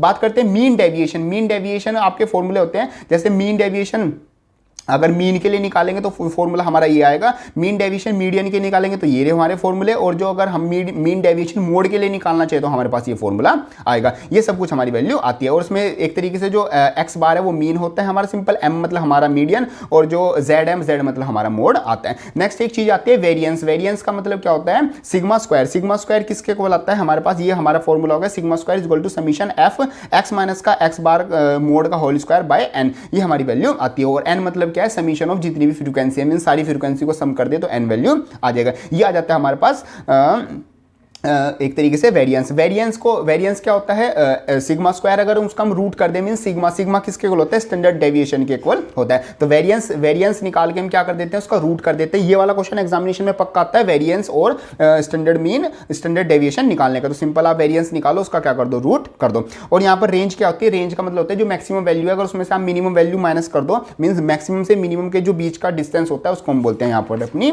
रेंज। ये हमारा सिंपल सा पॉइंट आता है। नेक्स्ट हम बात करते हैं फॉर्मूले की, जो कि किसके को आता है, वेरिएंस। वेरिएंस किसके को है, variance is equal to h square by n square into n summation fi yi का स्क्वायर माइनस का समीशन fi yi का होल स्क्वायर। ये आप अपना फॉर्मूला यूज कर सकते हो कि क्या निकालने के लिए, वेरिएंस निकालने के लिए फॉर्मूला यूज कर सकते हो। और जिसमें इसमें सारी टर्म है, जैसे h मतलब हाइट होगी, मतलब upper limit minus lower limit, n मतलब सम ऑफ फ्रीक्वेंसी हो गया, और fi मतलब फ्रीक्वेंसी, और yi का मतलब होता है, yi मतलब एक तरह से हो गया xi माइनस का एज्यूम्ड मीन अपॉन n। ये आपकी सारी वैल्यू आ जाएगी। और आपको पता है स्टैंडर्ड डेविएशन किसके इक्वल होता है, अंडर रूट सिग्मा स्क्वायर के इक्वल होता है। ये सब कुछ आपकी वैल्यू आ जाती है। बाकी यहाँ पर किस तरीके से आपका चार्ट बनता है, सबसे पहले आपकी क्लास आती है, फिर आपका फ्रीक्वेंसी आती है, फिर xi आता है आपका, फिर yi आपका कैसे निकालते हो, x माइनस का a बाई h करके निकालते हो, फिर y1 का स्क्वायर निकालते हो, फिर जो फ्रीक्वेंसी और y1 है उन दोनों को मल्टीप्लाई करते हो, और फिर फ्रीक्वेंसी और जो y1 का स्क्वायर उन दोनों को मल्टीप्लाई करते हो। ये सब आप इस फॉर्मूले में यूज करते हो, ठीक है। नेक्स्ट आपका एक फॉर्मूला आता है CV, वो आता है sigma upon x bar into 100। ये आप सिंपल एक छोटा सा फॉर्मूला है, कई बार क्वेश्चन में यूज करने को मिल जाता है, तो आप इसको यूज कर सकते हो। तो ये सब कुछ आपके नोट्स में भी सब कुछ लिखा हुआ है, मतलब कि जितनी भी टर्म्स है उनका मतलब भी लिखा हुआ है, सब कुछ आ जाता है हमारा रिलेटेड टू चैप्टर स्टैटिक्स। काफी सिंपल सा चैप्टर है, 2-3 आप क्वेश्चन ट्राई करोगे, ये सब क्वेश्चन मैं आपको दे रहा हूँ। ये अगर आप क्वेश्चन ट्राई करोगे क्लास 11th में, आपका हर एक क्वेश्चन क्या हो जाएगा, सिंपली सोल्व हो जाएगा। बाकी नोट्स वोट्स तो आपको मिल ही जाएंगे, आप पढ़ना चाहो तो उनको भी पढ़ सकते हो। सो नेक्स्ट हमारा चैप्टर आता है प्रोबेबिलिटी। काफी सिंपल सा और काफी छोटा सा चैप्टर आता है। रिवीजन स्टार्ट करते हैं। देखो सबसे पहले आपकी चीज आती है रैंडम एक्सपेरिमेंट। रैंडम एक्सपेरिमेंट का मतलब होता है आपका एक ऐसा एक्सपेरिमेंट जिसके आपका जो आउटकम्स है वो प्रिडिक्ट नहीं कर सकते। फॉर एग्जांपल आपने एक डोल कह रहा हूं, आपने एक क्या डाइस रोल की, तो उसमें 1 से लेके 6 तक कोई भी नंबर आ सकता है, बट आप प्रिडिक्ट नहीं कर सकते कि 5 ही आएगा या फिर 6 ही आएगा। तो ये आ जाता है आपका रैंडम एक्सपेरिमेंट। नेक्स्ट पॉइंट आता है आउटकम। आउटकम का मतलब होता है पॉसिबल रिजल्ट, मतलब एक पॉसिबल रिजल्ट। फॉर एग्जांपल आप एक कॉइन को टॉस कर रहे हो, तो वहां पर पॉसिबल रिजल्ट्स क्या है आपका, या तो हेड आएगा या फिर टेल आएगा, तो उसको हम बोलते हैं आपकी आउटकम्स। बात करते हैं सैंपल स्पेस की। सैंपल स्पेस का मतलब होता है जितने भी आपके पॉसिबल आउटकम्स हैं उनका अगर हम एक सेट बना दे, जैसे सेट हमने चैप्टर फर्स्ट में देखा था, उस सेट को हम बोलते हैं अपना सैंपल स्पेस। और अगर उसी सेट के जो हमारे आउटकम्स है, पॉसिबल आउटकम्स, उस सैंपल स्पेस के हम क्या कर दे, सबसेट बना दे, तो उसको हम बोलते हैं इवेंट्स। अब इवेंट्स के हमारे कुछ टाइप्स आते हैं। सबसे पहले आता है इंपॉसिबल इवेंट्स। इंपॉसिबल इवेंट्स का मतलब जो हो ही नहीं सकता। फॉर एग्जांपल एक बैग में आपके मतलब रेड बॉल्स है, तो अगर उसमें से प्रोबेबिलिटी निकाले येलो बॉल निकलने की, तो वो क्या है, इंपॉसिबल है, वो जीरो है, मतलब वो निकलेगी ही नहीं। और यहां पर आता है श्योर इवेंट। श्योर इवेंट का मतलब होता है जिसमें कुछ ना कुछ होने के चांसेस होते हैं। फॉर एग्जांपल आप एक कॉइन को टॉस करते हो, तो वहां पर हेड या टेल आने के कोई ना कोई चांसेस है, चाहे वो 1-1 है, मतलब हाफ चांसेस है, चाहे वो हेड आए चाहे वो टेल आए, मींस उसमें कुछ ना कुछ आपका आउटकम आएगा। आगे बात करते हैं एलिमेंट्री और सिंपल इवेंट। तो इसका सिंपल मतलब क्या होता है, जो भी आपका आउटकम है किसी भी सैंपल स्पेस का, फॉर एग्जांपल आपने एक डाइस रोल की, उसमें से 1 से लेके 6 तक कोई भी आपके आउटकम आएंगे, तो उनको हम बोलते हैं अपना एलिमेंट्री और सिंपल इवेंट्स। आगे बात करते हैं कंपाउंड इवेंट्स। कंपाउंड इवेंट्स में क्या होता है कि आपके एक से ज्यादा क्या होंगे, आउटकम आ सकते हैं। वही सिंपल आपका डाइस की आपका 1 भी आ सकता है, 2 भी आ सकते हैं, 3, 4, 5, 6, even number, odd number, prime number, 1 से लेके 6 तक आपके ये सब नंबर आ सकते हैं। तो ये सब हो गए हमारे आउटकम्स। तो मतलब एक से ज्यादा आउटकम आने की प्रोबेबिलिटी है, तो ये हो गया हमारे कंपाउंड इवेंट्स। आगे बात करते हैं कॉम्प्लीमेंट्री इवेंट्स। तो कॉम्प्लीमेंट्री का मतलब होता है या तो ये वरना ये, मींस इसमें पॉइंट क्या होगा, फॉर एग्जांपल आपने टॉस एक अपने कॉइन को उछाला, तो वहां पर या तो आपका हेड आएगा या फिर टेल आएगा। अगर हेड आ गया तो टेल के बिल्कुल चांस खत्म हो जाएंगे, और अगर आपका टेल आ गया तो हेड के चांस बिल्कुल क्या हो जाएंगे, खत्म हो जाएंगे। तो इस टाइप के जो इवेंट्स होते हैं उनको हम बोलते हैं कॉम्प्लीमेंट्री इवेंट्स। मींस किसी एक के मतलब कि आउटकम आ जाने से दूसरे की मतलब की जो प्रोबेबिलिटी है, फिर दूसरे की जो चांस है, वो बिल्कुल खत्म हो जाते हैं, मतलब माइनस हो जाते हैं, उसको हम बोलते हैं अपना कॉम्प्लीमेंट्री इवेंट्स। नेक्स्ट बात करते हैं म्यूचुअली एक्सक्लूसिव इवेंट। तो म्यूचुअली एक्सक्लूसिव इवेंट भी सेम हमारा कॉम्प्लीमेंट्री इवेंट्स की तरह ही है। जैसे इसको डिनोट करते हैं P(A)(B)=0। मींस इसमें पॉइंट क्या आता है, या तो आपका इवेंट A होगा या फिर आपका इवेंट क्या होगा, B होगा। ऐसी इससे पॉइंट आता है एग्जॉस्टिव इवेंट। तो एग्जॉस्टिव इवेंट क्या हो गए, जितने भी आपके सारे इवेंट्स अगर आप उनका यूनियन कर दो, तो वो सब किसके इक्वल आएगा, सैंपल स्पेस के इक्वल आएगा। अगर इन सबको हम कंबाइन फॉर्म में लिख दे तो mutually exclusive and exhaustive events आपके ये आते हैं। इसमें भी पॉइंट हो गए, जैसे आपका इंटरसेक्शन EJ किसके इक्वल हो, अगर 5 के इक्वल हो for every I not equal to J, तो वहां पर आपका जो EI और EJ है वो क्या हो जाएगा, पेयर वाइज डिसजॉइंट हो जाएगा। और ऐसी अगर जो आपके जो इवेंट्स है उन सबको समीशन उन सबका यूनियन करके आपका सैंपल स्पेस के इक्वल आ रहा है, तो जो इवेंट्स है वो आप उसको क्या बोल सकते हो, म्यूचुअली एक्सक्लूसिव आप उसको बोल सकते हो, या फिर आप उनको एग्जॉस्टिव इवेंट्स बोल सकते हो। तो सिंपल सा आपका पॉइंट आ जाता है। आगे बात करते हैं प्रोबेबिलिटी फंक्शन की। तो प्रोबेबिलिटी फंक्शन का मतलब क्या होता है, सिंपल सी एक चीज है कि अगर इसकी एक डिफाइन देखें तो ये आता है कि आपके पास एक एस सैंपल स्पेस है, जो भी आपके इसमें W1 W2 WN ये सारे आपके इवेंट्स हो गए, तो be the sample space associated with the random experiment, then the function P which assigns every event A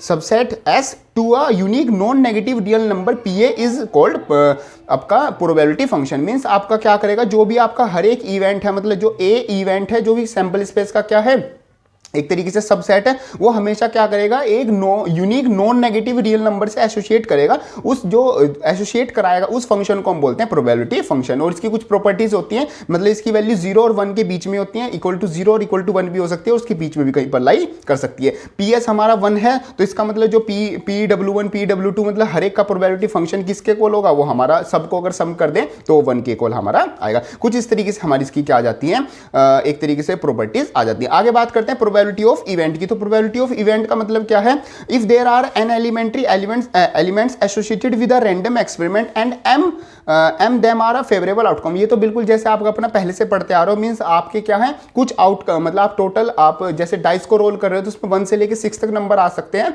तो आपके फेवरेबल आउटकम, फॉर एग्जांपल आपको इवन नंबर चाहिए, तो आपके हक में कौन कौन से हैं, 2 है, 4 है और 6 है, तो ये आपके मतलब क्या हो गए, आपके फेवरेबल आउटकम हो गए। तो वही simple The odd favor of occurrence of event A are defined by m ratio n minus का m। मीन्स एक तरीके से जो भी आपके मतलब जो आपको फेवरेबल में चाहिए उसमें से आपका जो एक्स्ट्रा है वो क्या कर दोगे, माइनस कर दोगे। तो इस तरीके से आपकी ये ओडी जो ओड अगेंस्ट में आ जाते हैं उसमें से क्या कर दोगे, n माइनस m कर दोगे और रेशियो कर दोगे m के साथ। और सिंपल ऐसी जैसे the probability of non occurrence of A, तो आप क्या कर दोगे उसका कॉम्प्लीमेंट निकाल दोगे। मीन्स एक तरीके से प्रोबेबिलिटी ऑफ इवेंट ए आप क्या कर दोगे, 1 में से माइनस कर दोगे प्रोबेबिलिटी ऑफ इवेंट ए की, अगर आप उसका कॉम्प्लीमेंट निकालना चाहते हो तो इस तरीके से आ जाता है आपका।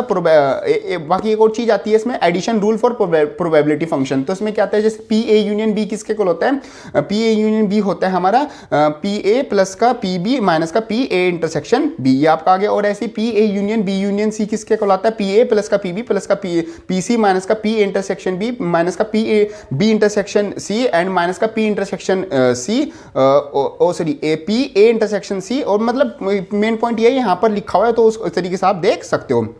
तो सिंपल से पॉइंट आते हैं। और अगर आपके जो ए और बी दोनों इवेंट्स है वो क्या हो, म्यूचुअली एक्सक्लूसिव इवेंट्स हो, तो वहां पर पी ए यूनियन बी किसके इक्वल होता है, पी ए प्लस का पी बी के इक्वल होता है। तो इस तरीके से आपका आ जाता है रिवीजन प्रोबेबिलिटी, जो कि चैप्टर आता है आपका last chapter of class 11th physics class 11th maths. तो इस तरीके से आपका पूरे जो भी आपकी क्लास 11th मैथ्स का जो रिवीजन है वो आपका हो जाता है। आई होप आपके सभी टॉपिक्स और जितने भी हमने कंसेप्ट समझे, जितने भी हमने चीजें देखे, वो सब कुछ अच्छे से समझ में आ गया होगा।